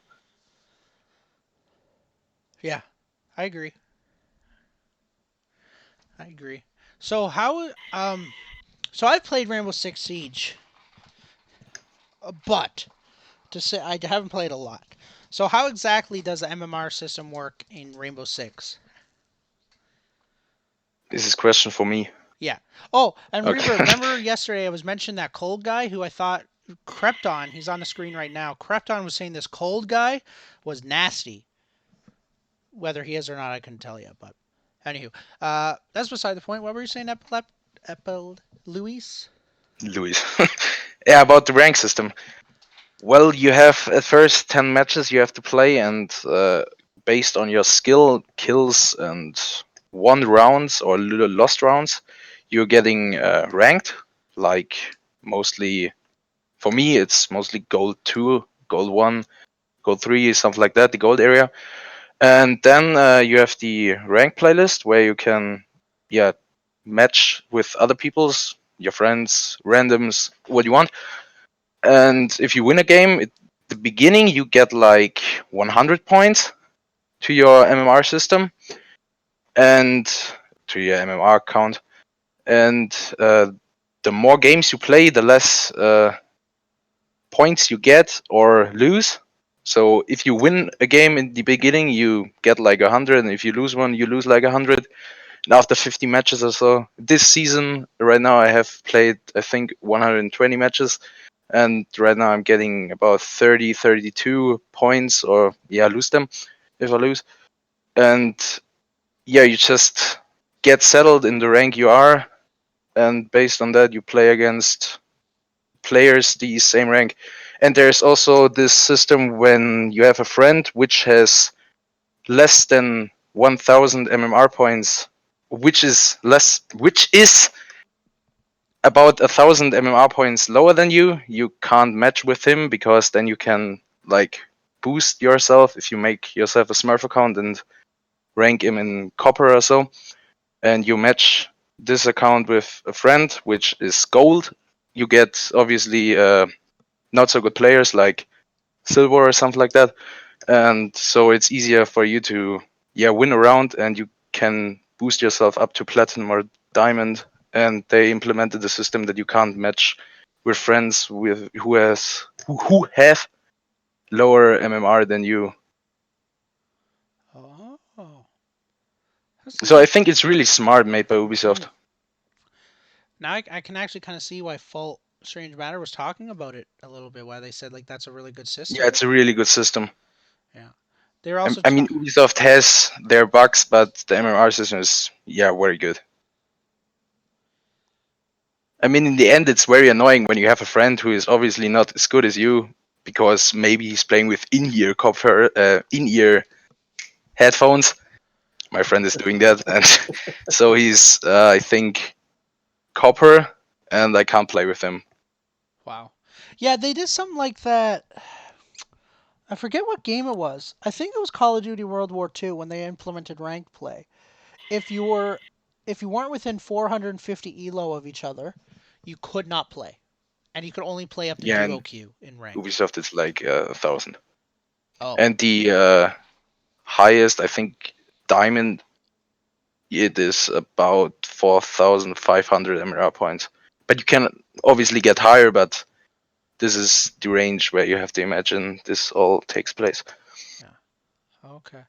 Yeah, and if it ain't broke, don't fix it, kind of thing. You know, like if they got good, if these other games have proven success with the rank play, Strange Matter, don't be afraid to adopt their system. And I don't think they are, to be honest. And Reverb saying that the Overwatch has a good rank play system too. I couldn't tell you how that works though, so I'm gonna have to look it up there. I never played Overwatch. Yeah, I've been playing it recently, like the last few days, Yeah. and You have like 10 placement matches to get yeah, into ranked. yeah. I've been using Yeah, I match a think lot. you can't change MMR system that much. I think they will all look the same in the end. Yeah, it's going to be all pretty much be pretty similar. But I don't think this is something bad, because just because the system works, you don't have to change it. Yeah, exactly. If it's not broke, But don't Call of fix Duty it. does it all the time. Look, well, kind of Paragon did too. Like, how many updates came out that like were like, oh yeah, this is a good version of the game, and then Cam Winston would say, no, it's not, and then All they would right. release an update. Do not get me started on Cam Winston. I will rant for days about that man, but I will not rant now. I'll let you keep going.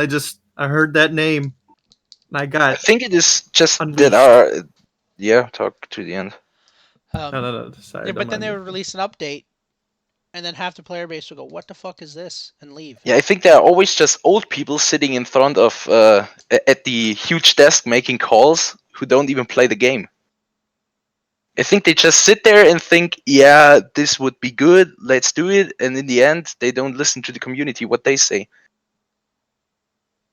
Mhm. I think if you say this is a good system, if the community says it, why should they change it? Oh yeah. And the comments of we will listen to the players. Look, Corpse, I don't know if you ever listened to the community corners, but like Steve and me, I used to watch them together all the time back in the day.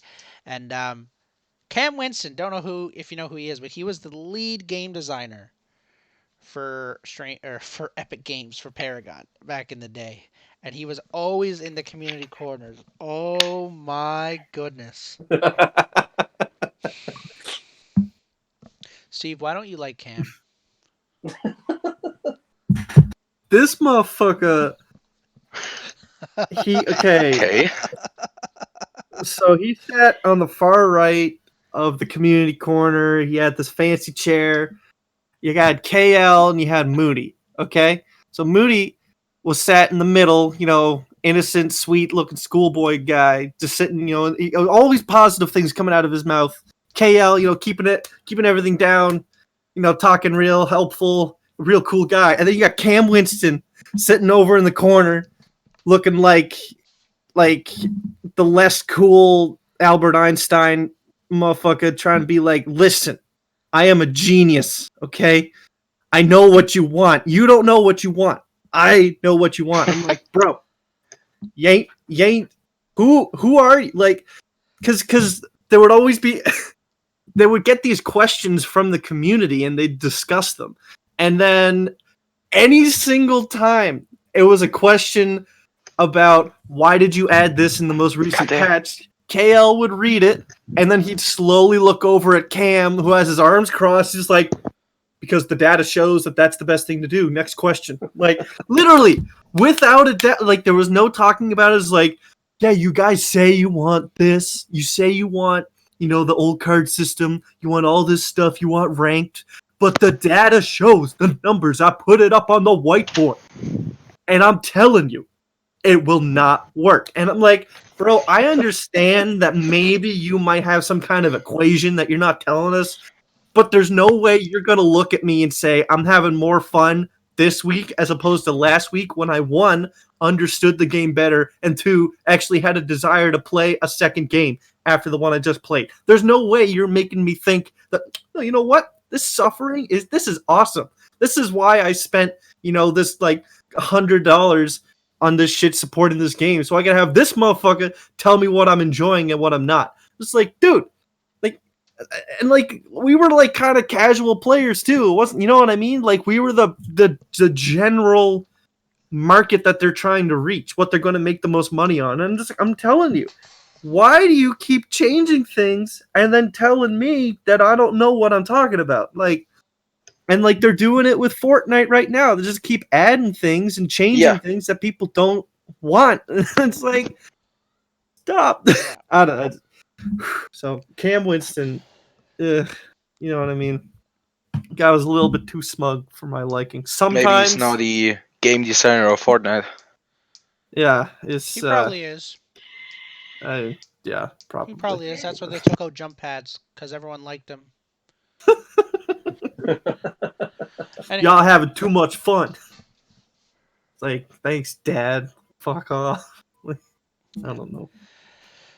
yeah, and I hope Yeah, the there's Jungle and Legacy was definitely way better. Like it's stuff like that. It's like I hope there is never a Cam Winston in the Strange Matter team. Or if there is a Cam Winston, he's not the one making the heroes or the map. He's the one Please. making the graphics or something like that. Yeah. You know, but yeah, and that's one thing. And like, I'm a hey Race, thank you for the follow. I'm glad you're enjoying the stream. Um, just I'm all for Strange Matter, so I'm not saying don't get me started on Legacy Jungle. Oh boy, I've actually heard Reverb's rant about this.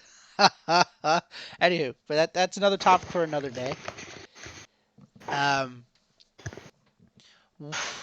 how do I say this?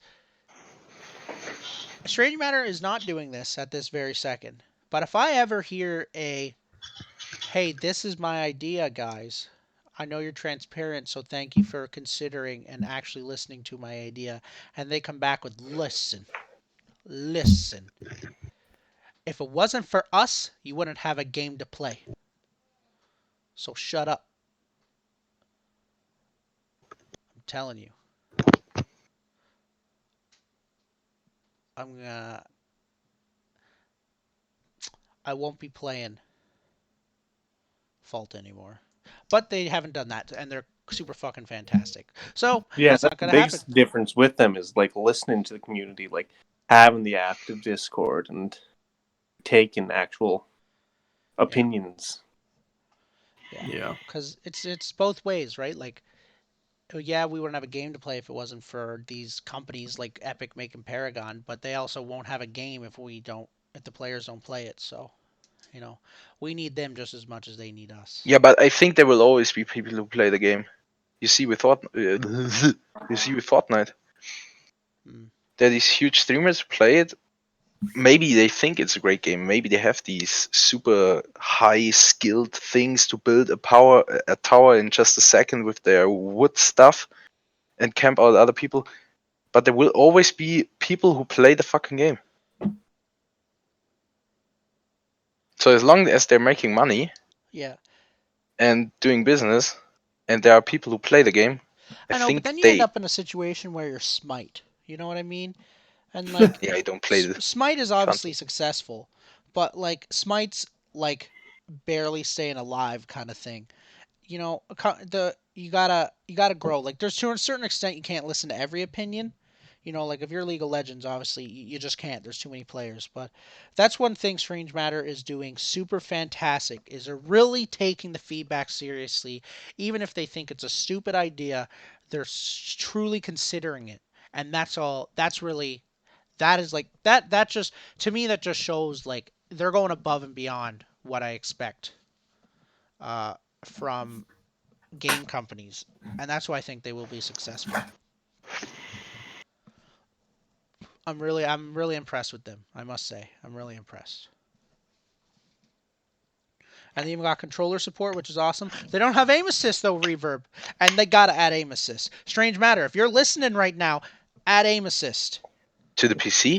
to the PC. Like I don't understand. Like I just don't get it. Like as someone that spent like 15 years on console, I can tell you now, bro, that like even with aim assist, Yeah, my but then shots they never. should add an option where you can switch it off. Oh yeah, yeah.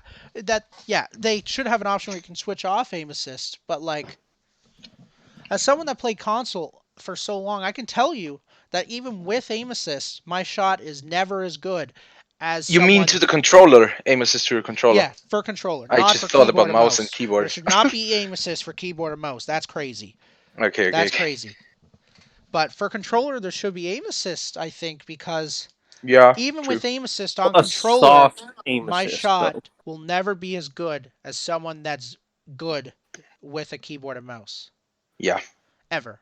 It will I think never, keyboard and ever mouse is be as always the good. opportunity. I could be the next simp of FaZe, for anyone that knows who simp is. I could be Shroud in the flesh on a controller, and Shroud shot will still be better on PC, keyboard or mouse, than will ever be on controller with aim assist. And that's with aim Well, if assist. you Imagine if you tune up don't the have aim it. assist like on 100% like a aimbot, Yeah. then don't. But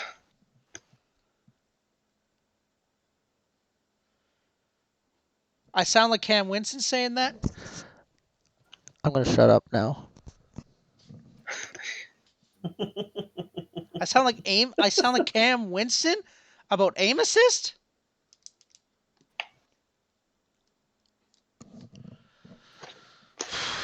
Mike, you just hit me right in the heart there. That was a low blow. I'm sorry. I'll be a better person from now on. Either way, long story short, I'm never gonna use. I'm never gonna. I'm saving you. He's saving me from the pit that from the hole I'm digging right now. Yeah, that's I get it. Um, Was there aim assist in Paragon? yes, You there sure? was. Yes, Yeah, with controller there was aim assist. there was aim assist. Hmm. Reverb. Look, man. Some people would prefer to have a controller in their hands. But there's also levels of it. Like they've proven, like obviously the aim assist right now in Fortnite Well, it's all about how is you completely balance the broken aim because you assist. can aim in a little bit and you'll literally track the character. Like that doesn't make any sense. Like aiming in, tracking the character, and having that aim assist No, but like doesn't in the make any new sense. But Call of if you Duty, they aim have four close, Yeah, different aim Modern assists. Warfare, they have a good aim assist system. I was Yeah. worried the moment I heard that PC players and PS4 players and Xbox players can play together, cross-play, in the Modern Warfare. But then I saw the aim assist system of them, I and I mean, think Corpse, you're it's right, pretty good. but what I'm looking at it is there's from the top, very, very top. So we're talking Shroud on PC, keyboard and mouse, and we're talking Simp on controller. At that level, Simp has the best shot in the game at the moment on probably controller out of anyone in the world. And his shot is not even close to Shroud shot is on keyboard and mouse. And You also don't have the accuracy. You can move your mouse much more. Yeah, you can.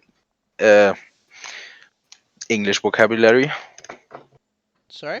You can move your mouse like at a certain speed to the right and get slower and aim like precisely. Yeah, you can aim Dude, like a lot more precise. And... precise. Thanks. Yeah, What the precise. fuck? It's all good, man. Holy shit. Yeah, With the you can. controller, you just have this little stick, Oh, reverb. and it Yeah, has I like guess a that's range of a half centimeter where you can move to the right and to the left. Yeah. yeah. Um, yeah. Reverb made a good point because it's only currently on PC. You know what I mean? So maybe there won't be as much time lag because it's on PC than it is on console. You know what I we also mean? had the discussion before whether or not aim assist would be locked to just quick play or if it would be allowed in ranked or if it would be allowed for cross play, like if you had Oh like a boy. console player going up against a PC. Like there's definitely layers to it, and we could all argue and bang our heads against the wall for like the next 2 hours if we wanted to about aim assist. Yeah. But it's just about finding This game is the happy awful. We're medium gonna go between on all to of the it to next give one. as even of a playing field as possible. Yeah. Hey, Zuko's on my team. Look at that. Anywho. Uh. Yeah. Anywho. I guess I'm gonna have to get good at keyboard and mouse. It's just as simple as that. There's pros and cons to both, anyways. I mean, for the longest time, you were completely laughed at if, let's say, you were on PC and you ever picked up a controller because it's like obviously the mouse was superior. But Yeah, but then Mike, it's what if I'm sock cap? Like, do you think I'm really gonna get better? Like, I've already reached my Yeah, peak I think mechanics. You know what I mean? practicing. Involve was a great Involve was. And Appy Picker played console too. I do know that. He was telling me about it. Actually, me and Appy had a discussion about this once in one of the journals about aim assists, and he was on your guys' side. Yeah. Anywho, let's move. Let's move off. Let's just move on. You know, let's agree to disagree. Uh.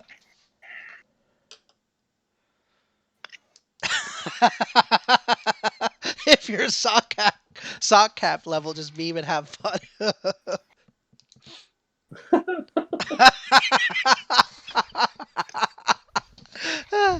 Anywho, what's the next topic there, Stephen Chandler? My apologies. I got it up I think the actually. Hang next on. one to actually talk about is just like how we feel. Uh, Obviously, again, this isn't overly relevant now, but we're just sort of like what we're hopeful for in the future and kind of what we want to see eventually. But they've teased Do you guys see how many a fucking stuns ARAM I'm missing? mode in the future, and just sort of like kind of what we feel about that translating over to a Paragon type game. Because obviously we haven't seen that before, but we've played games like Smite with Arena and played games like League Do you with think? their Do you ARAM. think? Okay, I don't want to go into a deep discussion because we did pre-talk about this. But do you guys want to talk about the announcement today for 10 minutes or something without getting too salty? I don't even know it. Steven Chandler, do you think it's a good idea, or do you think we should just leave it alone? Well, Fuck what it. do we have to talk about? What? Like What that's the can we thing. add Like to what? it? Like what do we? It sucks. You know what I mean? But I mean, Yeah. like I mean, There's not really anything to talk about. The maybe you could talk about early like your access has own. been pushed, and we all just have to wait Okay. another 2 months. Uh, Like it's definitely for the best. I so for think. anyone that doesn't know, that's what listening in right now. Strange Matter Studios released an announcement not even 3 hours ago. Early access was scheduled for May 8th. They are sorry, but they cannot meet that goal. And that they have a tentative schedule, meaning it is not a confirmed date for June or July for early access now.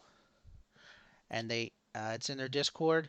So for anyone that doesn't know, early Just access is saw no it. longer May 8th, which uh, I'm just sad right now. uh, I didn't. We don't want to talk about it too much because this is the first day and there's a lot of salt emotions flying and a lot of saltiness. You know what I mean? So we got to keep it. And I really do love Strange Matter. And I think, and at the end of the day, if it's gonna make a better game, I'm okay with it. But today, because the news is very recent, I can tell you, like, it hurt, man. It really hurt. You know, I was literally the guy in the Discord counting down the days every day. 14 days, 13 days, 12, you know. I was literally that guy. And yeah, to say the least, you know, and the problem with it is because emotions were flying, there's a few hot-headed opinions coming out, and when people get scared, they start saying stuff that they know is not true, or their insecurities start to come out a little bit, and that started happening earlier today. I'm not going to talk about exactly what it was, but it did happen. Um, you know, but I'm here to tell you guys, I'm not a tester, I'm not a dev, I'm a consumer like the majority of you, and I still believe in Strange Matter, and I think you should too. We're gonna get an EA. That I can guarantee you. Yeah, and I think the biggest thing is just to look at the positives for this. Like they're doing it to have the best possible game come out and to have it come out to their standard. Mhm. Strange lives matter. Exactly. Exactly, Mike. Ooh, Yeah, Jacka, you because again, can't these say these that. are people just like the Actually, rest you of us. can't. Even though they are developers and making the game we want to play, they are just like they are humans after all. So Mike, you so can't condemn hang on. somebody. Mike is saying he's giving me full authority over the authority he doesn't have. That if for some reason this does get delayed a second time, we're allowed to go ham. Yeah. So I don't want to talk about it too much, guys, because like I'm gonna be honest, I'm still salty about it. No, Go Jack, I'm not going ham. It's not happening. Uh, go crazy. you know, I I it's so, but I am very disappointed, but I do trust you guys just at this moment in time. It's still also, actually, I can't say that on stream. What? Nothing. Uh, what do you Jesus. well, what do you guys think about this? Or do you guys believe Hey, WS Schaefer 88, thanks for the follow, bruh. it's understandable, Corpse? It's completely understandable. And if for any reason, I can see Jack is in here, and for any other reason, there's another dev or a founder in here. I still support you guys, and everyone in this channel I know does too. So, Yeah. uh, It's just there's not a lot of good games on the horizon, and yeah. goddamn, I It's wanted to also play because of some the virus. motherfucking Like, Vault. you know how time has slowed down exponentially because of this virus? You know what I mean? Like, I'm one of those people that end up getting laid off. I'm done with university now. So, like, I'm literally going to be stuck inside for the next few months. Um, and yeah, yeah. Anywho, so You want to buy some Paragons? what do you guys think? Do you guys think do you Um, think it was the right decision, or do you think they should have just released EA with what they currently I had, I No, I which we think it's don't the right know? decision. I think because a lot of this, you know what, it comes down to a trust thing, right? You either have to trust that they are doing this for the right reason. Yeah, there should be. You either need to you either trust that they're doing this for the right reason, or there's something that we don't know. You know what I Yeah. mean? Like philosophically, it's one of those two things. And personally, I don't really have a lot of reason to believe that there's a lot of like scuzzy shit going on. So I feel like if they're making this call, it's better than Epic Games just treating us like babies. You know what I mean? And saying no, no, no, no, no, no, just shut the fuck up. But they're being like real honest, be like, yo, we really don't want to do this because you need a better game than you're Yeah, going to it's get. to our benefit.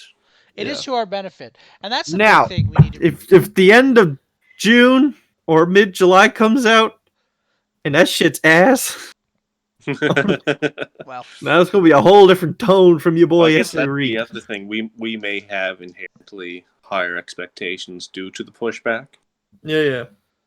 yeah, yeah, but you kind of want that with anything you're excited for. Like, no matter what it is in life, if you are excited for it, it's for a reason. You typically don't get excited for something that you think is going to run horribly. yeah, So, especially if you were excited for something and it came out, eh, yeah. then that's a lot worse than if it came out and it still like meets your expectations or exceeds it. Yo, you see what Jack has said, Steve? He said keeps tabs on your name. Oh. Y'all can clip me, man. I will. Y'all gonna hear me in the chat. You gonna hear me on stream. You gonna hear me in the water while you're taking your shower, Yeah. man. You gonna hear me everywhere.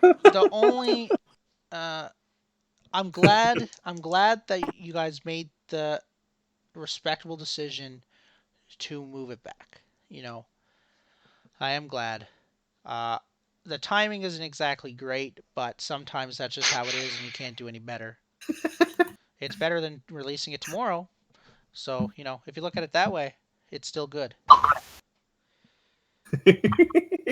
And and this is my next point and what Schaefer said. Schaefer, I believe you.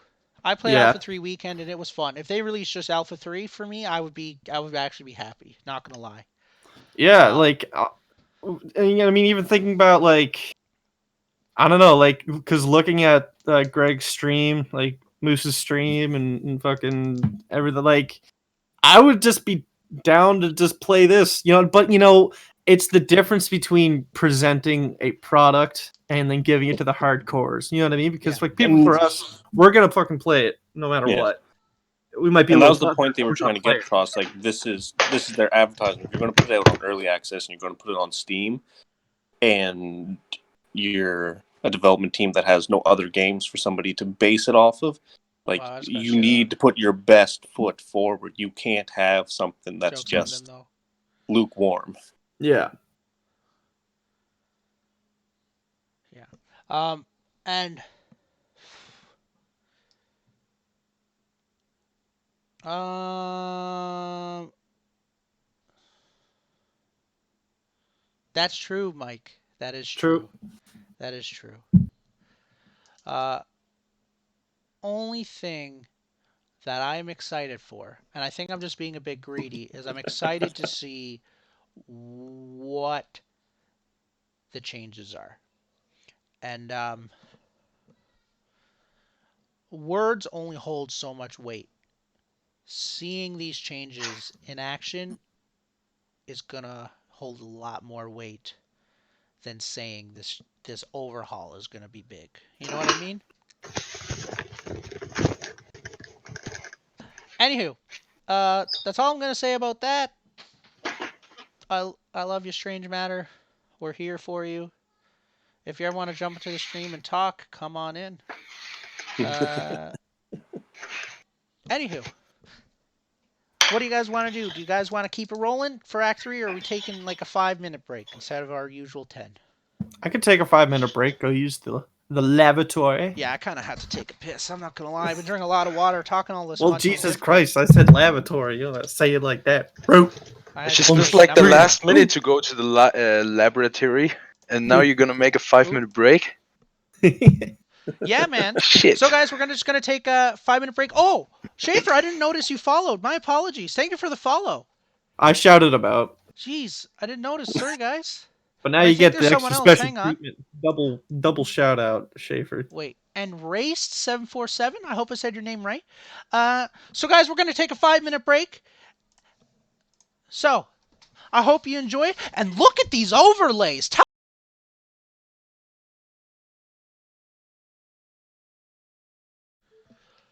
Is everyone here? Yup. Awesome. User? Hello, hello, hello. Alrighty. Let's bring her back. Hey, what a flippity flop though! This is Stranger or Big Moose! And we're here with Faultarian Journal number 5. This is our 5th week in a row, guys. It's awesome. It's super fantastic. I'm glad everyone that has tuned in and has been enjoying the stream. Hope you continue to enjoy it. So the topics that we have for Act 3 are AI, ARAM, toxicity, which should be a big topic. And we have a few extra topics of overrated slash underrated heroes, and I also had the idea of custom matches as well. So that's what we're here to talk about, guys. We do this once a week for everyone that doesn't know. If you would like to know when we're going to be live streaming, we usually do it every Saturday. That's our goal. We're going to be aiming for around a 3-hour time, but we went over this time. Usually we've been doing 6 hours. We're going to take it down a little bit more. And if you want to know when we're going live, hit the follow button. And Steve and Chandler, please introduce yourselves. Yeah. Me, gotta get swole. I really don't know what to say. I haven't made anything up yet. That's all right. Steve, are you there? I don't think he I is. don't think he's back yet. No. Yeah. He tends 5 minutes is about half an hour to him. Yeah, that's normal, Steve. Steve's never on time. And we have someone in our chat at the moment. He's in our voice chat. If you guys would like to come in and talk on stream and give your opinion, you're welcome to do so. You can just join our Discord down below, and we'll just move you into the voice chat. But we have someone that goes by the name of Luis. Who are you? Hello. Yeah, I'm Luis. I'm 17 years old. I'm from Germany. Nice. And yeah. Nice, nice. So, Luis, how did you Just hear about hanging out. Paragon? And more specifically, how did you hear about Fault? About Paragon. Well, this goes back a long time. I think a friend introduced it to me, and then I played it, and then it fucked up. Then I got out, and a month later I came back, and then it was nice. So I continue playing with him, and now his PC is kind of like broken, and he can't play Fault. Mm-hmm. And about Fault, I heard. I think I searched Paragon on YouTube, and I found. Wait, let me do it. Paragon. I found a German boy or an English boy who talked about all the guys or the companies who are trying to recreate Paragon. Was his name And then there Mongoose? was. Who? How? What? Mongoose? Mangoose and Spell Briddick it. are the ones that have been talking about the remakes. Now, Beric, I heard about like 2 weeks ago. Oh, you only heard about Briddick 2 weeks ago. Okay. He's a cool guy. He streams a lot. He's Yeah, I found it fantastic, out. actually. Derek. Yeah. Um, yeah. So, It's a German YouTuber. okay, cool, cool, cool. Maxnomics Gaming. Oh, I've never actually heard of them. Cool. Well, I'm glad you're here to join us. So everyone, so our topics for Act 3, we got Trello, ARAM toxicity, and we got a few extra topics there. So, I'm going to let Chandler take the start of this, and while he's doing that, I'm going to throw up some gameplay for you guys, okay? So, AI on Trello. What exactly are we talking about? Actually, I'm going to pull up the Trello while we do that. Well, Show we can kind of everyone. talk about both of those topics kind of at the same time. It's just like basically having game modes outside of quick play. So, in the sense of AI, just having bot matches. Mm-hmm. For again, some people just like to test things out in a bot match before they go and take it serious in either quick play or ranked, depending on what's available. And then something like having ARAM, so just like arena mode in Smite, or just basically a one lane match. Mm-hmm. Because some people like testing out that way. They wouldn't want to play a bot match because, again, how do you get the bot to actually act like an actual human being? So it's not realistic to test some things out that way. But yeah, it's definitely just about like what game modes are out there and what can really make Fault stand out from the rest. Mm-hmm. I think AI is going to be really important, especially with um, teaching new players how to play Paragon. Or I just said Paragon. Haha, Paragon's dead. We're talking about Fault. Teaching people how to play Fault. Um, AI is going to be really important to those new people learning the mechanics more so than it's just a 3 lane map. Learning about the buffs, the jungle buffs, how to win a lane, how to push a lane, how to hold a lane, how to slow push a lane, all those kind of mechanics. Uh, and all that stuff. I think AI is like the start of a great tutorial and learning on a way to learn for new players. I also think AI is a really good way.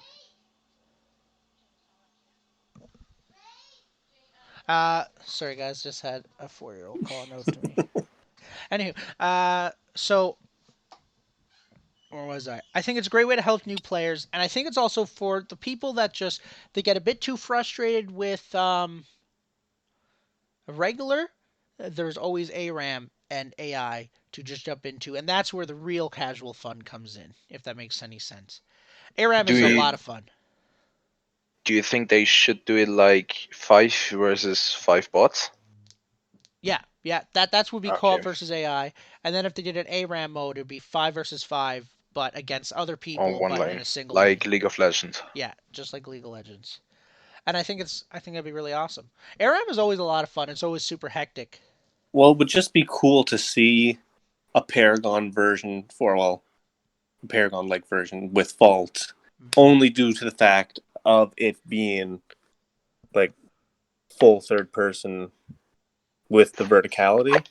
So, where Smite, you're all in the same level battlefield. You could have one lane, but again, you could have stairs up to one side. You could have different things. Like you can add that verticality to the map. And then all of a sudden, even though it is like a one lane game mode, you could even Maybe have an like, interactive map where you can press a button at a certain time and the wall comes up or a hole opens or a tunnel you can walk through. yeah. And well, I was thinking even cool just having like running steel and then going up a set of staircases and then alt and just jumping off of it right down onto somebody. Like different things like that where a single lane game mode in a MOBA like this, I think will end up being a Yeah. lot of fun. And I just wanted to take note because I do have the Trello up, so I just wanted to take note of a few things for everyone.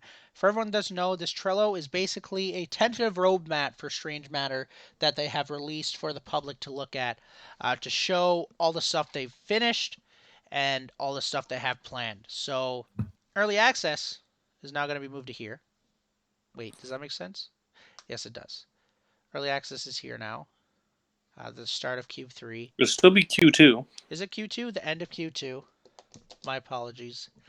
Uh, and you can see all this stuff. So Sparrow, this also hasn't been updated in a little bit, so I think this is Yeah. not an accurate representation.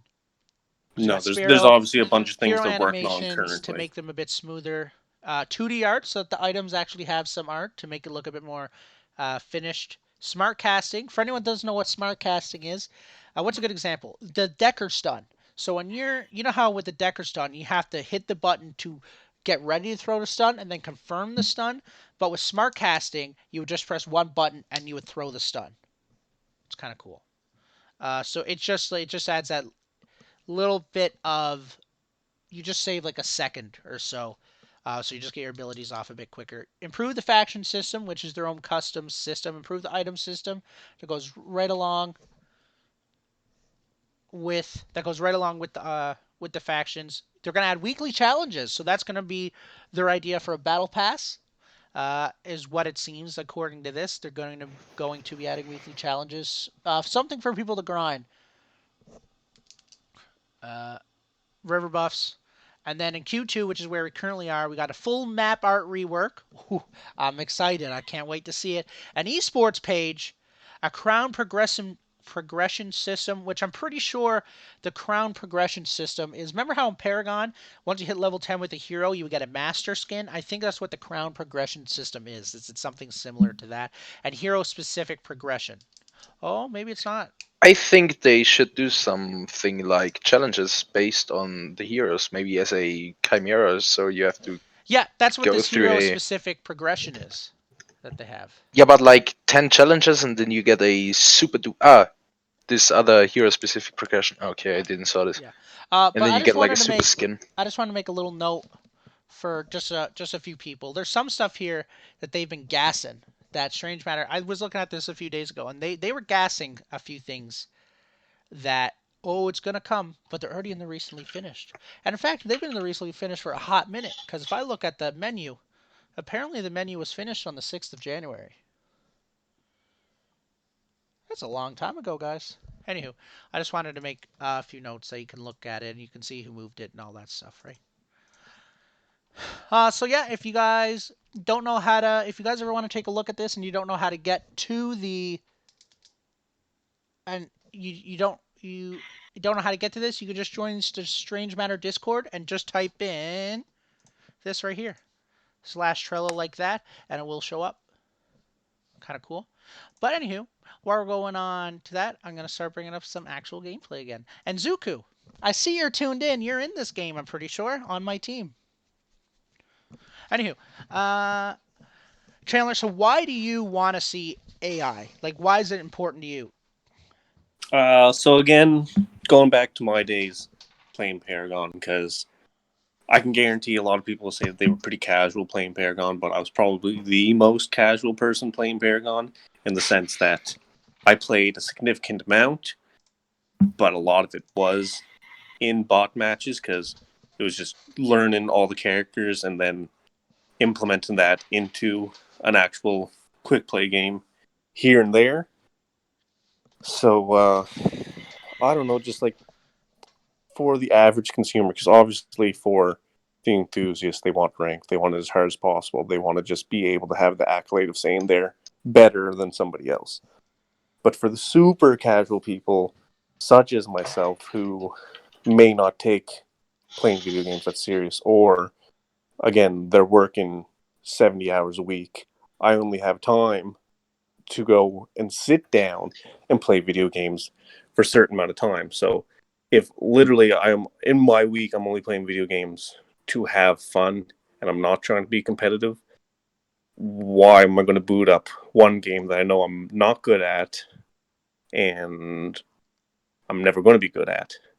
Mm-hmm. So that's where Paragon for me, it was I loved how it looked and I loved like watching you guys play, and I'd be in like whatever it is, different like PS4 shares and whatnot, and like watching you guys play because it was just fun to play. And that was back when me and Steven were still living in the same household, so I was able to I'm about to get smoked. watch him actually play. But when I got into it myself, it was in these bot modes that like I really started to get a passion for it, and just playing more of it made me want to get better and made me want to start taking it serious. Yeah, at least having that option for being able to at least like get a little bit more familiar with the game, and even if it's not super heavy hitting gameplay and it's not how the game is intended to be, I feel like the potential for someone getting so hooked on a game from bots to actually start wanting to play. Oh yeah, I not announce that I came back? No, you just No. started talking. Yeah. Sorry, I for some reason 100% thought that I. Sorry about that, folks. What the fuck was I saying? Fuck. Um, shit. This is why I shouldn't look at chat when I talk. Bots. Bots. Yeah, fucking. Nah, I ain't no baby gamer. Need to play bots, but I understand that it's an important game mode for people and for getting people into the game. You know what I mean? Not everyone is going to be ham bony. I want to like get into this game and start slamming. You know what I mean? Sometimes people want to like ease their way into it, and I feel like bots is a good way. And it's not me. You know what I mean? I want to get in there and like own all that shit. But I feel like it's definitely a good way for people who are a little bit more apprehensive to start feeling like they can get into the game. You know what I mean? I'm not going to deny some people. It goes a long way. Yeah. It does, yeah. And see, have you ever played in? Well, you played in ARAM mode in Smite. So what do you think Did I? about a fault ARAM? But it's 5v5, not 3v3. Now you're referring to when we play Joust, because Yeah. ARAM is all random, all mid, right? Yeah. Because that's always been 5v5. I'm pretty sure, at least even in Oh no, League. so Joust and Smite is 3v3, and then like whatever it's called. Arena, I guess, would technically be a different game mode Yeah, Arena in is just team Smite. deathmatch. Yeah, pretty much. yeah. Okay.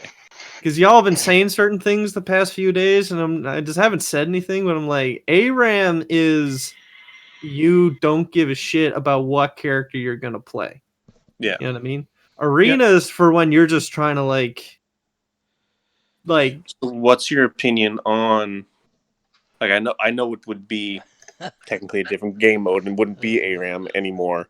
But again, so you take that one lane gameplay, but you take the random hero effect out of it. Does that ruin that game mode to you, or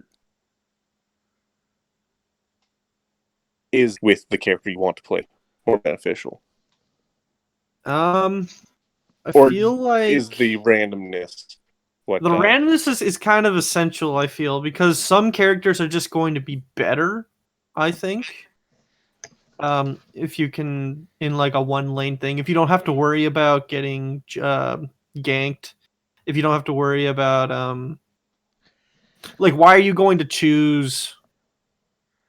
I guess I don't know. I always felt like the fun of it was like I don't know, maybe because you can get into like full chaos of like you could have like 5 supports versus 5 carries, or Yeah, maybe because I it's guess like that's why they call it Joust in Smite, because I feel like you can pick your character in Smite. in Joust you pick your character. Yeah. So Um, it would be the difference between the traditional, like, so between League and Smite's versions of a one lane game.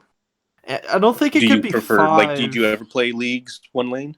No, I think I've played League like thrice in my life. Like, Yeah. um, no, I'd have So to. if you were to play it in like a Paragon like game, you would prefer it to be random heroes. Um, if it was 5, maybe random. But if it's like a Yeah, because 3-person thing, 5 is going to be massively wide. yeah, ARAM is it's supposed to be chaotic, whereas Joust is a bit more strategic. Yeah. The smaller I don't like team, Joust. you don't know. It was Joust can be kind of tricky because like if you're playing against a really good 3 stack in Joust, you just get fucking shit on. Like was And there I'm just playing devil's advocate, just trying to, like, it's mainly, I brought up the topic of ARAM mainly to just talk about game modes for Paragon. and like what we would want to see outside of the regular Oh my quick god, play. that just reminded me of like how I'm thinking about Cam Winston again, but like all the times people would ask him, "Why is there no ranked? Where's ranked? Why can't we have ranked?" And he's just like, "More important shit than ranked." You know what I mean? Haha. Wow. Trust me. We gotta make the game better before we introduce ranked. I'm just like, go fuck yourself. Like, I've actually never played an ARAM mode at all. So I can see Zuku there explaining it. And I've actually never played. Like, I've played Joust, I guess, is the closest thing. Yeah. And Oh, so you've never played it on League that little bit that you were playing? never played ARAM. So it looks awesome because I've been tuning into Jacka's stream. Shout out to that guy. Uh, and he plays a lot of ARAM because he's a scrub. And I should have said that, but too late now. Uh, and and yeah, and it's really fun. I'm banned. Yeah, Zuku. Remember that little chat we had the other day about me wanting to be a tester? I just lost my shot. It's gone now. Uh, Anywho, and yeah, it looks a ton of fun. It looks a ton of fun to say the least. And I just think it'd be really nice, and it's a really good way. So one thing why it's so cool, and why like something like Team Fight Tactics cool meta champions is so cool, um, is because when I get sick of fault, because it's gonna happen, because I'm gonna rage one day, and I just need a breather. That's where ARAM comes in, because I'm still playing the game, but I'm doing something different. You know what I mean? yeah, So that's what I think is really important, because it's just going to add to it. Because Steve, for example, cannot play 8 hours of Paragon a day. He was incapable of doing so. yeah. I was a short burst motherfucker. And so, like, stuff like ARAM would be really beneficial for him because he'd still be playing the game, but he'd be doing something different.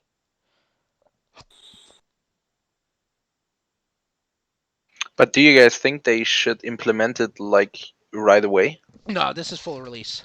Yeah, Oh that's yeah, Yeah, definitely full well, full okay, release but game definitely. because modes. of the amount of players there are, and then if the server capacity and ARAM is gonna take up the space, and maybe then there are less people playing the real 5v5 game, and the matchmaking times would just be too long. Oh yeah, it does matter with the amount of people you have. Yeah, right. And I think in the beginning, when there are just few people who know Fold, I think that, yeah. How many people did they have in the alpha They never released the weeks? numbers, but they gave out 10,000 keys.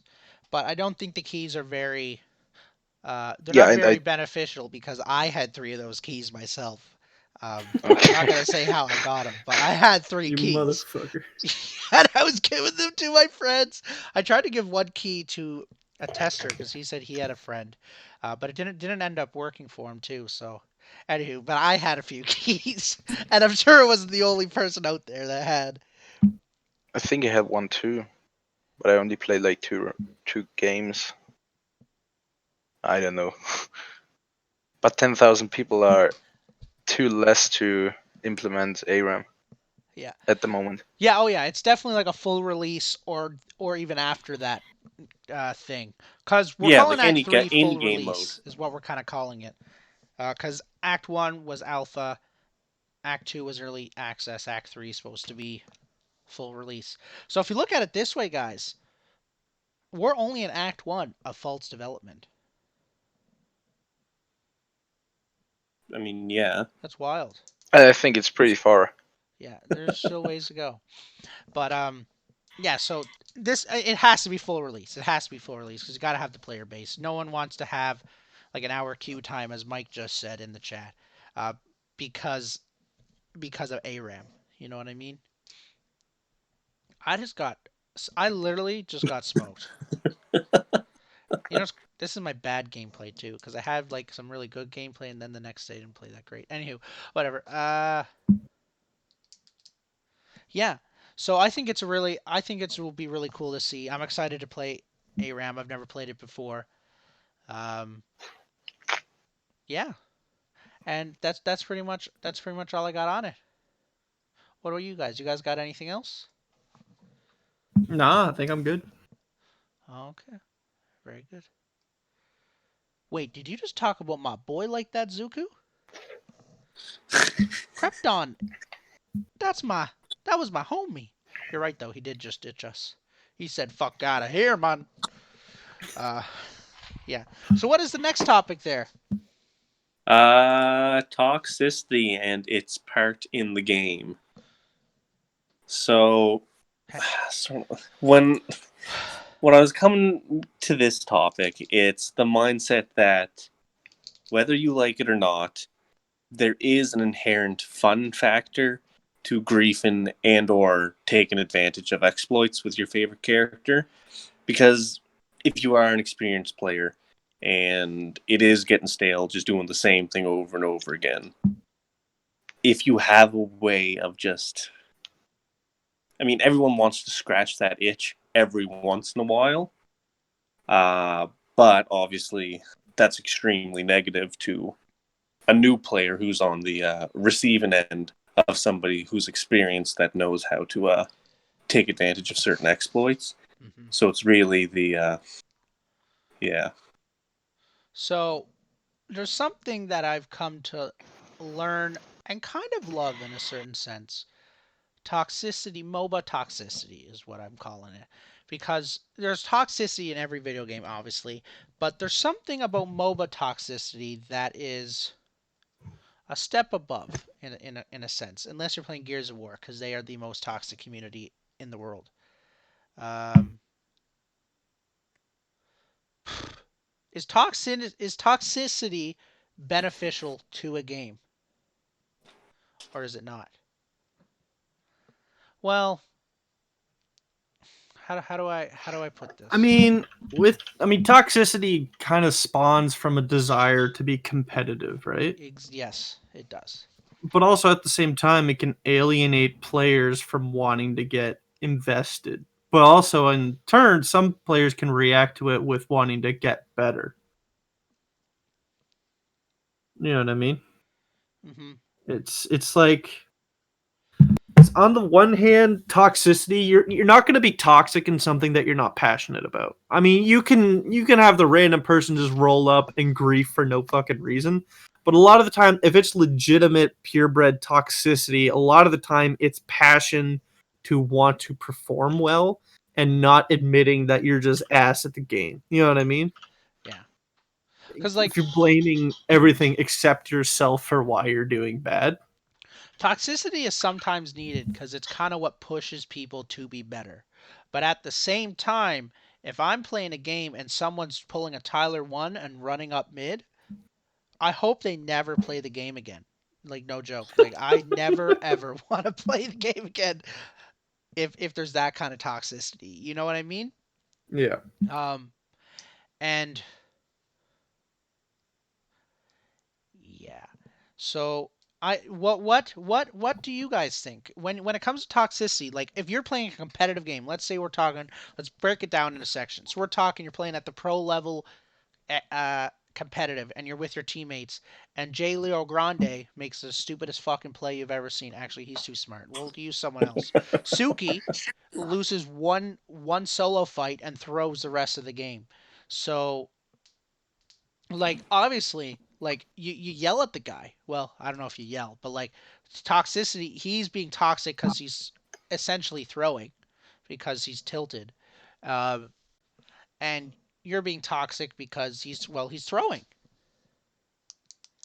Oh, so you think if it gets too far, so if it gets personal, it's too far. That's what Mike thinks. Oh, okay, that's a good way to put about it. Does he mean personal by yelling When you start talking about not so matters that nice don't stuff involve the at other game. people? Like when you start being like, "Yo, you're a fucking fat ass, bro." Like when you start saying stuff like that, like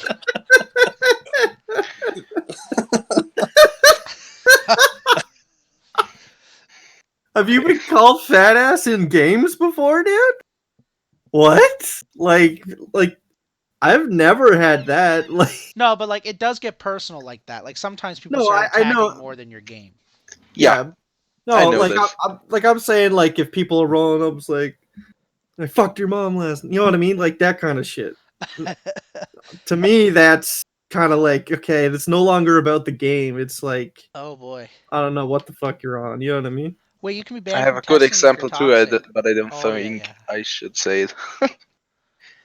Yeah. So I mean, that kind of stuff is pointless. But like some stuff where it like comes down to you know, talking shit and intimidation tactics and all that kind of stuff is a little bit different. Yeah. It's Yeah. sometimes it's part of the game, and Yeah. I mean, if someone Some did people better than thrive and like I'm not one of those people. I'm not, guys. Like I really don't like toxicity at all. But like so there are people out there that thrive on being toxic. Like it's literally their competitive persona. It's their gaming persona. Like if they can't be toxic, they don't want to play it. yeah, Okay, Which, that's well, just stupid. yeah, but there's people out there like that. No front. Like and but toxicity is also subjective in a sense too, right? Like what I Yeah. call toxic might not be what someone else calls toxic. Like you can be a troll and that's toxic. You know what I mean? You can also be running down mid and that's also toxic. I think it would have to be inherently things that affects everyone's ability to enjoy the game. So like again, things like feed in things like getting upset so you just sit in your spawn. You don't even leave the game Yeah, or like when I was playing Alpha 3 and a certain somebody kept going AFK every game we played against a 3 stack. Haha. I've told that story so many that times. I'm not going to say who it is. yeah, there's things like that where it starts affecting everyone because again, you aren't dealing with that toxicity for 5 to 10 minutes. You're again, it could be anywhere up to 40 minutes of having to now deal with this, Hmm. all because somebody wanted to play one character and you didn't let them. Yeah. You locked in first. yeah, Yeah, it's gonna be in the game, right? Like it's a part of being a Yeah. gamer. Unfortunately, that Yeah, toxicity like is a people thing. being toxic and like let's say spam and good job is not really a bad thing because again, they're still playing the game, they're still playing their role, they're just being toxic towards you, Yeah. and it doesn't affect you other than the fact that you may feel like shit or it's just annoying to see it on screen. But it's when you're affecting the entire balance of a game. But about spamming, good job. I think this can be fixed easily. Like implementing a system where you can mute a certain person Yeah, I that's think it'd be really spamming their cool if you stuff. could mute someone's text chat. Yeah, but Yeah. just not the complete text chat, just one person's, oh yeah, yeah, so yeah, that the other teammates can still say that you did a good job. yeah. Yeah. Okay, yeah.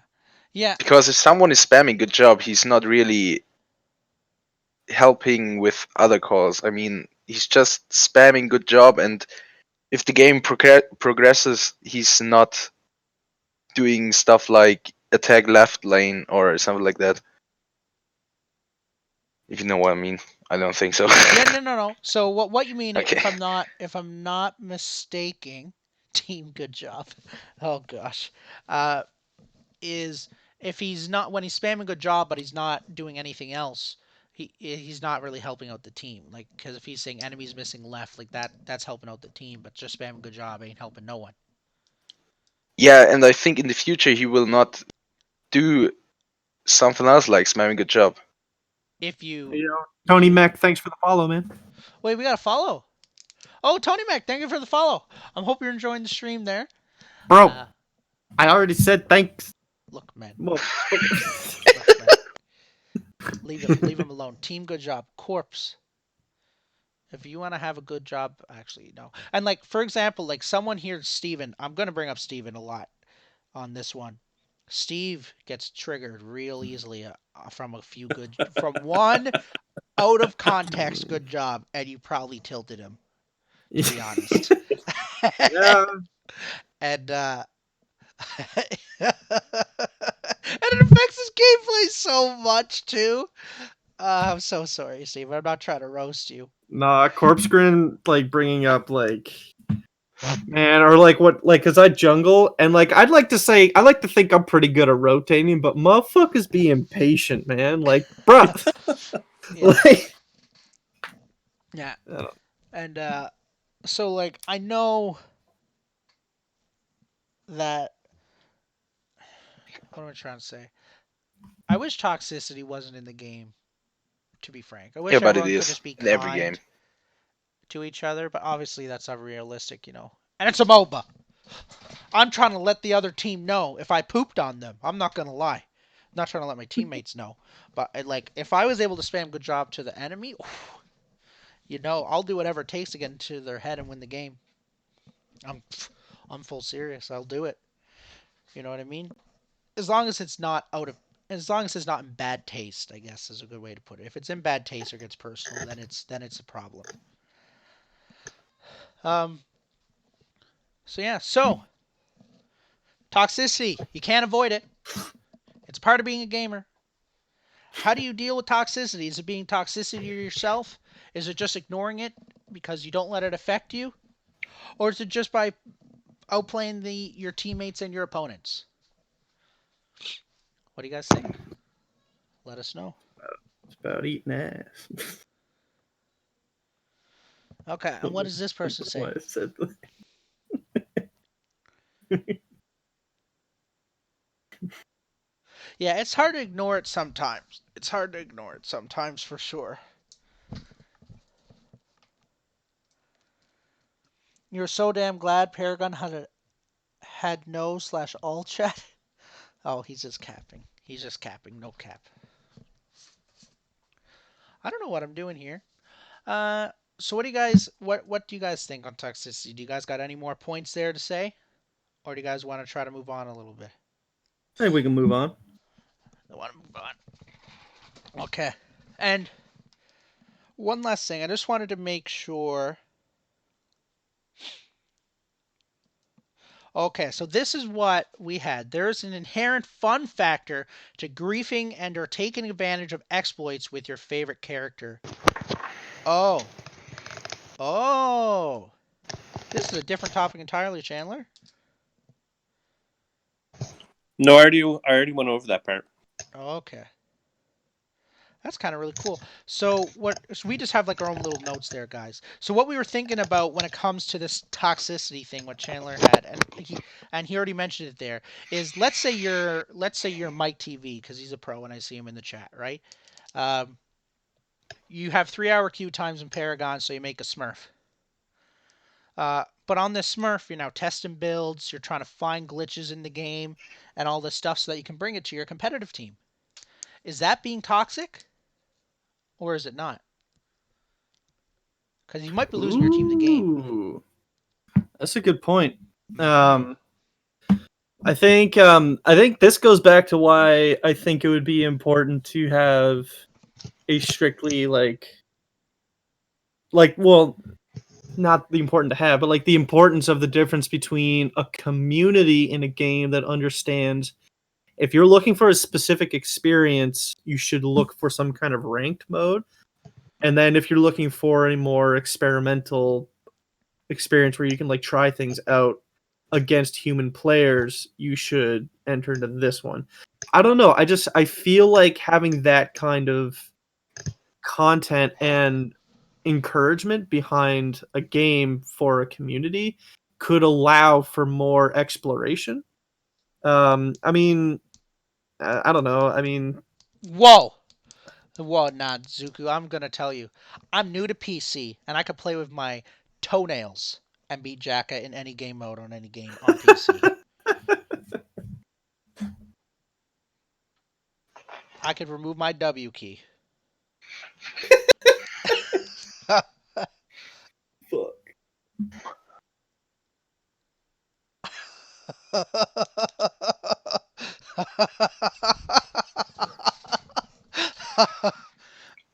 Oh, speak again when you could click. You're right.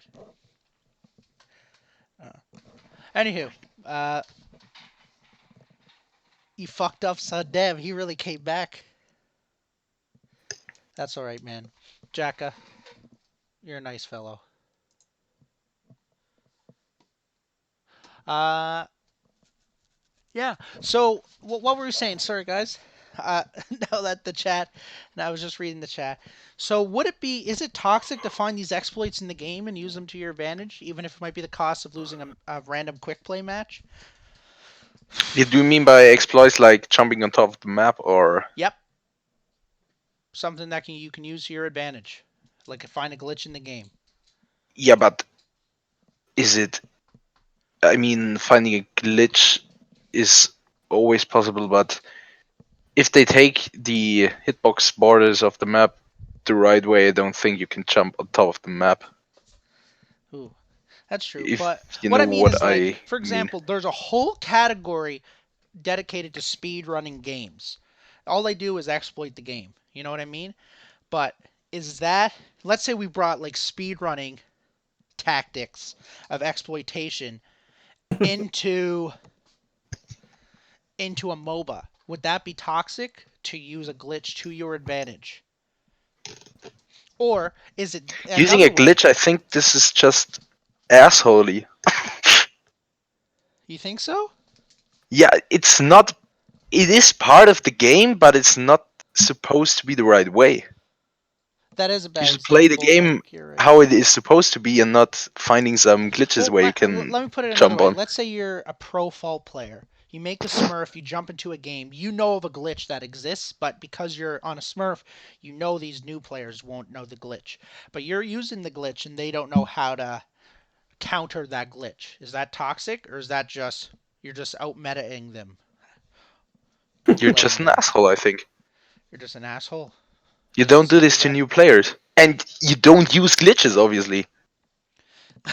I mean, every person now and then wants maybe to use a glitch and just be the cool guy. Hey, I'm using this glitch. I know how to do it, but I think that's not how it's supposed Oh, to be. look at the chat. So some of them are saying using a glitch is toxic. That's just being a dick. Yeah. Hmm. Yeah, Mm. Mike, you're right. You think you think that's you really guys think that? Well then. See, okay, doing it to new players, I get it. But like if I'm playing a competitive game and I know of a glitch that's gonna make me win the game. Well then again it's different No. though. I'm probably gonna do it. As long as it's not illegal, obviously. Yeah, but it is illegal, I think, Well, because it's something you are not supposed to do. Yeah, but that's yeah, something but like well Do what's you it think like jumping on top of the map and sniping some people like with Raid? I think he was called in Paragon. I feel like that's kind of like here's the thing. Okay, when it comes to this kind of topic, I like to talk about this kind of stuff because it ties in with ideas of not directly, but it eventually can turn into discussions of the concept of gatekeeping, the concept of censorship, and also this idea of who do we look to say this is how the game should be played. Now, we are purchasing a game and Strange Matter is coding it and all this kind of stuff. And, they say, we have these lanes and we do this stuff. However, in my opinion, one of the things that makes the game a better thing is when you do exploit these things, something that's allowed in the game, technically by the code, not expected or not even wanted. Like, it's something that needs to be explored and something that needs to be a common part of the game so that one, the game can be fixed and explored a bit better, but then also it's leaving that idea for a different experience for gamers to come in. I feel weird saying gamers when I'm talking for people to come Yeah, in. but think about it this way. Like now, this game isn't a MOBA, but Super Smash Bros. Melee is Yeah. literally a competitive game because of the exploits that people have found. Like that Yeah, is the and game. that's kind of my point.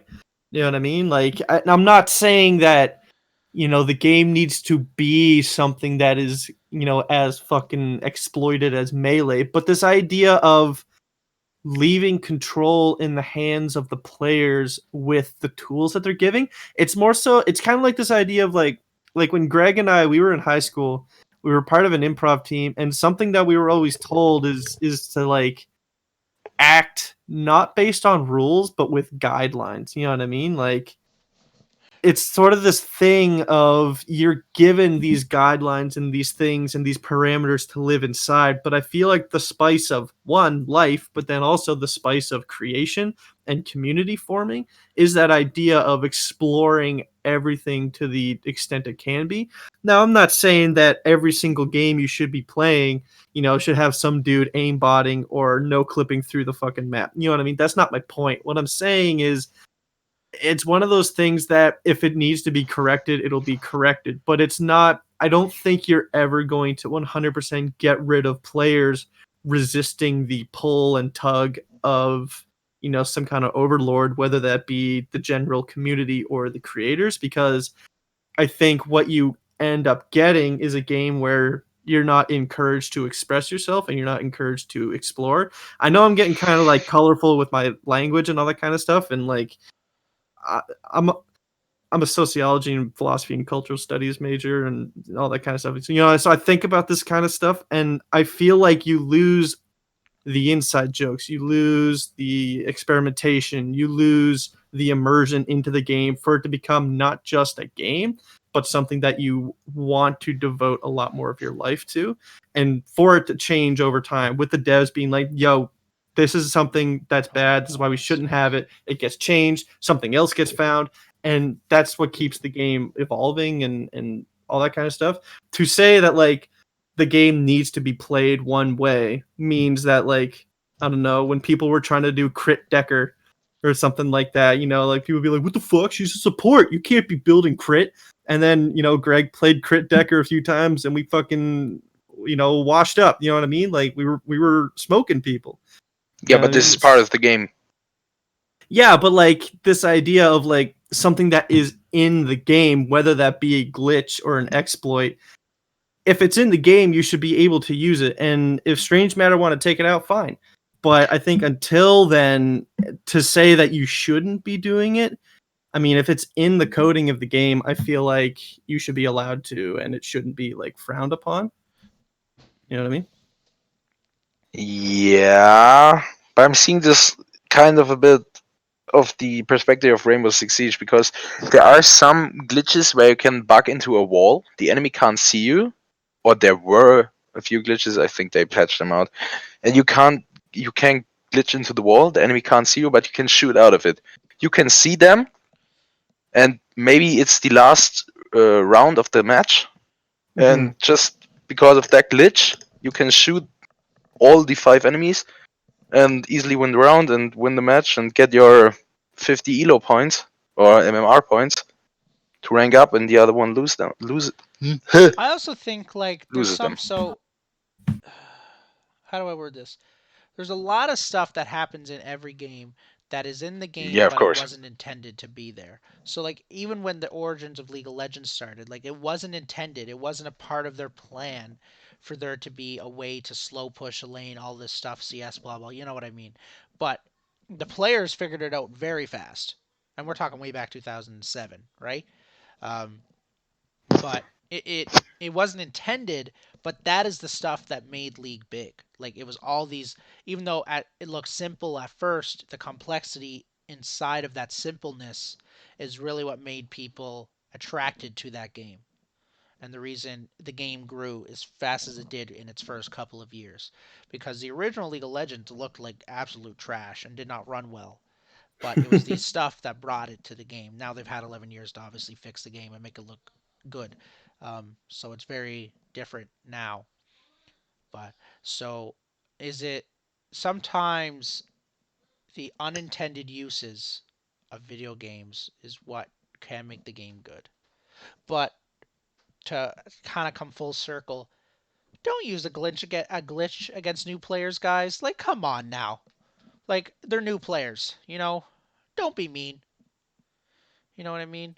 Yeah, but how do you know they're new players? Because Where if you create yourself a Smurf account and play on like Yeah, level for sure. 5, if you're smurfing, Or I don't know what you the Yeah, level but range that is I in this guess game. that's just should Smurfing be frowned upon, or should Oh, you just stay in your skill level? stay in your lane. but I That's Mike what I made Yeah, a was this good is again, also a point. and that's probably a good thing about conversation Rainbow. that's just going to trigger too many people. I'm not even going to get into that, but Yeah, so yeah. Mike made a good point. So if there was a glitch that killed a lane minion with a certain ability and a certain time, and it instantly wins a game, everyone should use it. That would be a game-breaking glitch, though.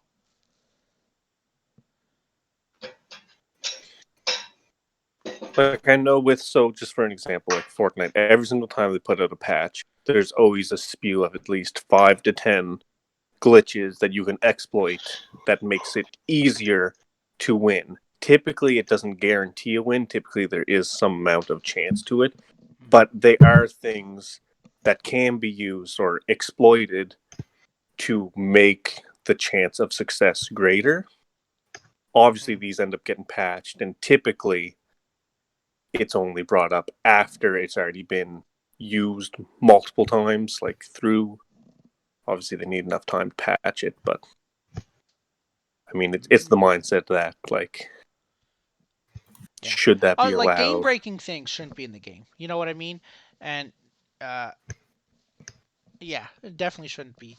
But sometimes they can be cool. Epic Games don't have glitches. They are unintended features. Oh, yeah. So Oh uh, yeah. a glitch is a game-breaking bug, though.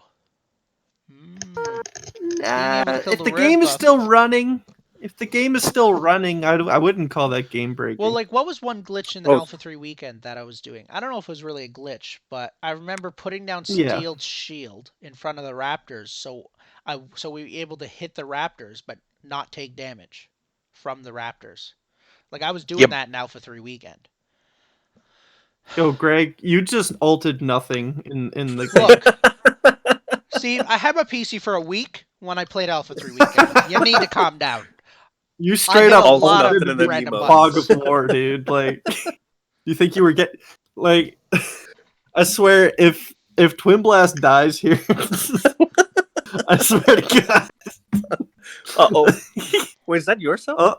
No, he got away. Never mind. About that Right. Steel Raptor thing. Is this really a glitch then?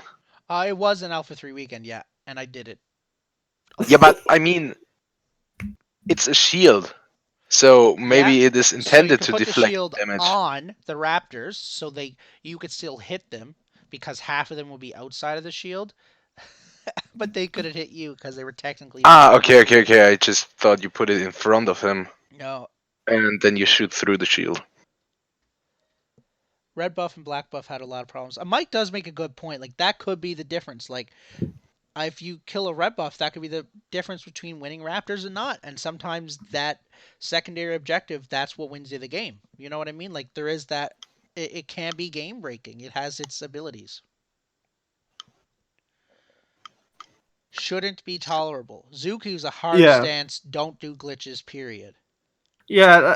I think I agree that like giving yourself an advantage and exploiting it obviously should be met with some kind of attention, right? And I feel like that's on the onus of the developers though to patch that out. You know what I mean? Like I feel like if like you know what I mean? Like But if what if they didn't patch it right away? Like, let's say it took them a month to create this to patch the glitch. So for a full month, should people be able to use it, or should it be one of those things like if they catch you using it, you're banned? No, I Yeah, like don't if think there's they should soft ban you bans and because of whatnot. that. Because this is a fault they make. They made. well like if Wobbles, you did not, Hunter. You did not just come in this chat and say fuck fault. Get the fuck out of here. Who is this motherfucker? Give me his IP. You know what's crazy? I'll tell you his fucking address if you really want it, guys. Yeah, yeah. I'm playing Modern Warfare a lot, and well, was playing Modern Warfare a lot, and I always told my friend, Let's get Hey, this Raging motherfucker's Tofu, thanks for the address. follow, man. Hmm. Thanks for the Yo, follow, Raging Raging, thank you Tofu. for the follow, man. Fuck, I'm glad you're fault. enjoying the stream. Nah, he's just trolling. He's just trolling. I've known Hunter for Yeah, I many hope so. years now. That's Hunter. So and Krepton. Yo, Krepton. Yo, this guy Krepton Um, that's in the chat that has the first by his name. He give him 3 months, not even a year, 3 months, and he's new to PC, guys. He will be the best mechanical player in the game, period. As long as he plays it enough, obviously. He might not be able to play it enough because of his job. But if he can play it Challenge every day for accepted. like 4 hours, he will be the best mechanical player in Fault, period. Zuku, you're saying if you're caught using glitches, increase your chance of winning. They should ban you, and they should. I agree, but I feel like it's I don't know. I think I'm always just like a bit of like a contextual person. I mean, like I feel like if it's like a lifetime ban, you've wasted your money. Now you can't play it anymore. It's I feel typically like never lifetime bans, though. yeah, I like think maybe if it's lifetime Like like in bans like you are can literally get always removed from the like mid overrated. game. You can get removed if they can tell that you're teaming. but like you made the choice to exploit the game. What Wait, if you you do it by subbed? accident? You know what I mean? I didn't know you subbed. Yo, thank you for the sub, Cody. Because I feel like there's an obvious difference between someone who's exploiting and then someone who maybe like they keep doing something they don't realize. Oh shit, my character shouldn't be doing this. Mm-hmm. You know what I mean? I think like He should have if got it's that sun in the once. Like, game, then it jeez. should be like if it's something that can be done and that's my accent doing something on purpose. Yeah, and that's my thing. You know what I mean? Like, how do you discern that Yeah. without talking to the person? You know what I mean? Like, how do you discern that from gameplay footage? If someone knows that they're, are we gonna like send them an email? Hey, we noticed that you were flying around the map. Why were you doing that? How No, you no, do no. that? But Oh, there's man, ways it to was detect fucking if it's cool, my kid. unintentional or intentional. You can do that with coding. Like they do that in all. That's the way how they like currently in Warzone, they're figuring out if people are using aimbot or not, right? No, but that's not a glitch. Aimbot is not a glitch. That's a hack. I'm talking about something that is in the code that is technically allowed because the code either has like defective or it was like there was like a miscalculation or something like that or an oversight. I Yeah, don't but know. I Like think allowed and unintended able to do are two different things. Unintended? Is this the right it's easy to word? tell if characters doing something you shouldn't. You to exploit that glitches on you now. Well, Hmm. what if you just like don't know? What if it's even like a glitch where like for some reason, like let's take Countess Gamers for Watch, you can example. call it Paragon 2 if you'd like. But it's better than Um, Paragon, actually. It's called Fault. It has a studio that's actually going to keep it alive and plan on. what? Another They, studio he's bringing out Fortnite. Um, yeah, they don't have a Fortnite in their back pocket. This is their magnum opus. um, if it's a glitch where, for example, let's just pick Countess and there's a new player playing, and for some fucking reason, there's a glitch that's giving her like a stupid amount of pen. You know what I mean? Like ability pen if you equip a certain item.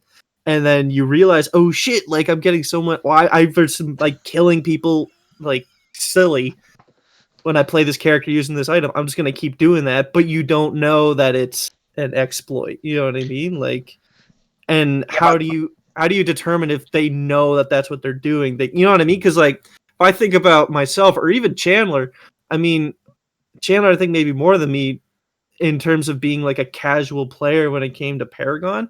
If something is just working for you and you're like, oh fuck, I'm just smoking these dudes, you're gonna want to keep doing it. You know what I mean? And like I feel like if you're a like I don't know. So I just I don't know. I definitely see your point though. I think when it comes to something competitive and it's one team against another or a person against another, like if we take in a like a sport, for example, to go kind of like bonkers with it, if someone's fucking juicing to be better, you know what I mean? Like that's an exploit.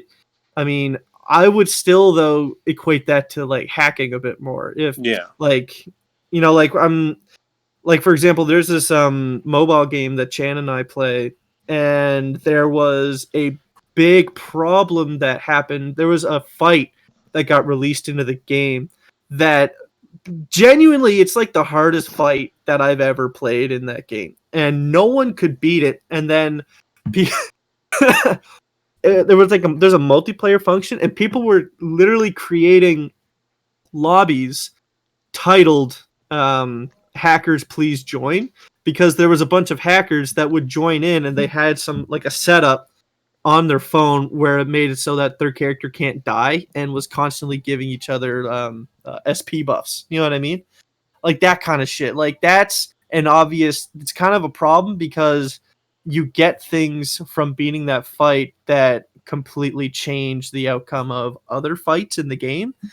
I think like many randomly discover glitches with some limits. So you click in the store too fast and buy the same item twice the price of one.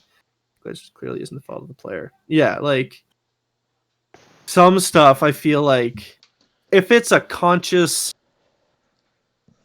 defect in the game, I feel like you could have the discussion of like, yeah, morally you should be, you know, you shouldn't be doing that, but like I feel like when you start gatekeeping the concept of morals in something like a video game, it I don't know, certain things about it just start getting kind of cringe to me, and like I don't know, it kind of takes context out of certain scenarios.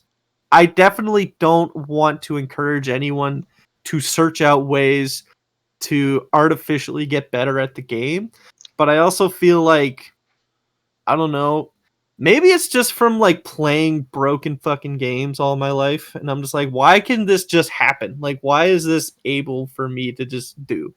I mean, I don't know. Yeah, I mean, I played a lot of Fallout 3 when it came out, and that game was just like glitch central. Don't even get me started on like Fallout 76. But like the whole idea of the glitches kind of make the game, but when you find the really game breaking ones, Yeah, I like feel like Fallout 4 just being able to spam certain builds and just level yourself up 10 times without leaving the first kind and of zone. obviously like You gotta tell me contextually that. contextually it is kind of different. I mean, Fallout, I suppose they are offline games, and if you're doing an action, it will increase your chance of victory, thus ruining the experience of other players and Yeah, the biggest thing's the consciously choose to repeat repeating action. of Why it. shouldn't you be punished? Yeah, well, like the repetition, but Again, it's so unlikely. So your example, Steve, of saying equipping an item and you randomly have a way more Yeah, like those are armor just penetration than normal, like that isn't really likely, and something as small as that, I'm sure could easily like that same day just be patched and pushed out. and like that's like the thing. Like I don't know how you. I just feel weird whenever it comes to something that is in the game that should be. Data will show if you're doing something deliberate or by accident.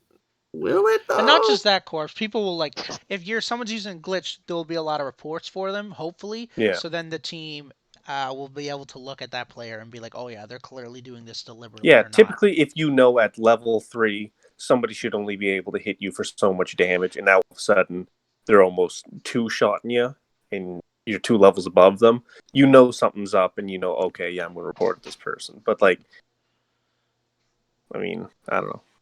Yeah, Yeah. I So think repeated use. Yeah, there so should be what I'm some kind seeing of. from this chat, all right, Hunter. Yo, can someone delete his message and time him out? Please and thank you. Steve, are you on it? Yeah. Okay, thank you. Cool. Now I can't talk in chat for a bit. Uh, okay, you didn't need to make it that long. Anywho, um, yeah. Anywho, so what I'm seeing from this chat is the consensus is uh, the fall community believes that if there is a glitch, if it should be patched as ASAP, and that there should be some kind of consequence for using that. That's what I'm seeing, and not just and yeah, because we seem to have a few people in that seem to think that yeah, which is cool. I can agree to that. Um, don't use don't use don't use that kind of glitch. Um, yeah. So, what do you guys think? Do you guys got any last closing thoughts on this No, topic? no, I think that's probably more talking about glitches than we probably should have done. Yeah. Yeah. I mean, it was fun though. I was having fun. I was Yeah, having fun. I just keep in mind, like I said, I'm always just gonna be one of those guys that is gonna want to find a way to like have that debate and argue one side or another. Hmm. I mean, do I think that people should be exploiting shit? No. Do I know that they're going to do it? Yes. You know what I mean? It's just people being people, you know what I mean? Hmm. yeah, Ah, And let's think. So, uh, Steven Chandler, what is yeah. next, or is that it? I mean, we've The only kind of other gone thing we can talk about past. is overrated and underrated characters, but No. Uh, I think. Okay, hang on. Let's say item system.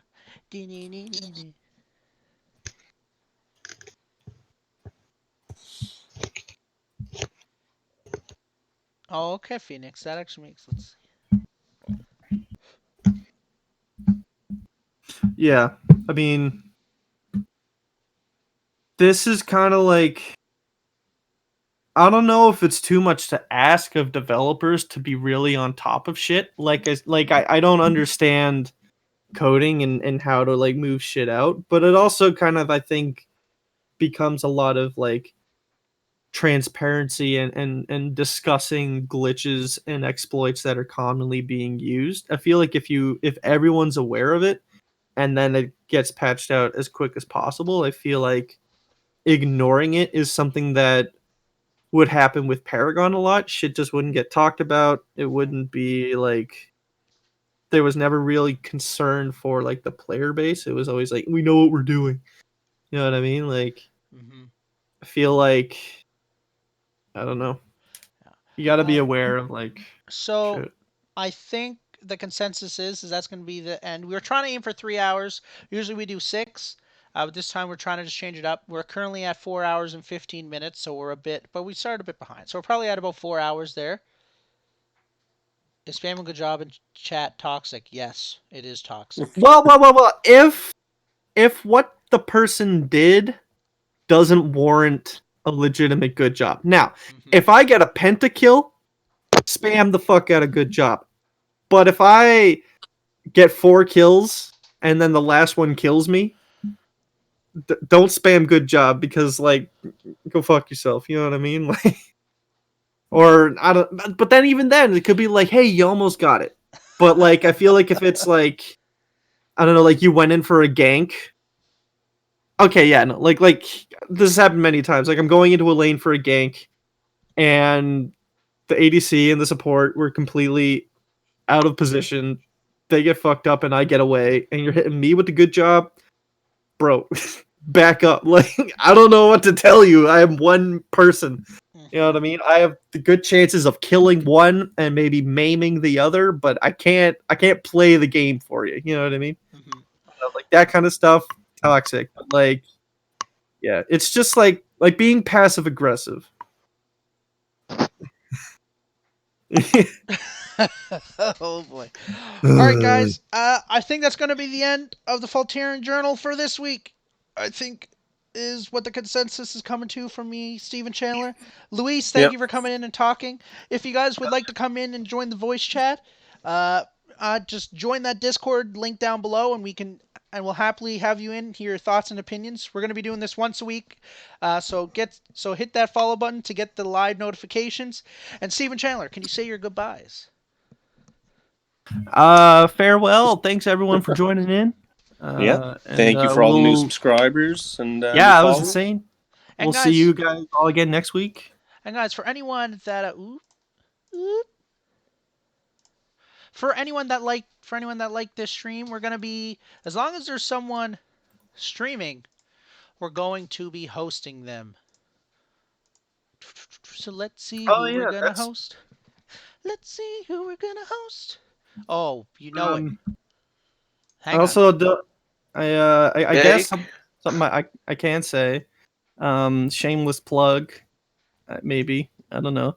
But I stream essay read. I not on a schedule, but I stream music creation. Currently, I'm working on making an intro and outro for Faultarian that Greg will be using on his channel.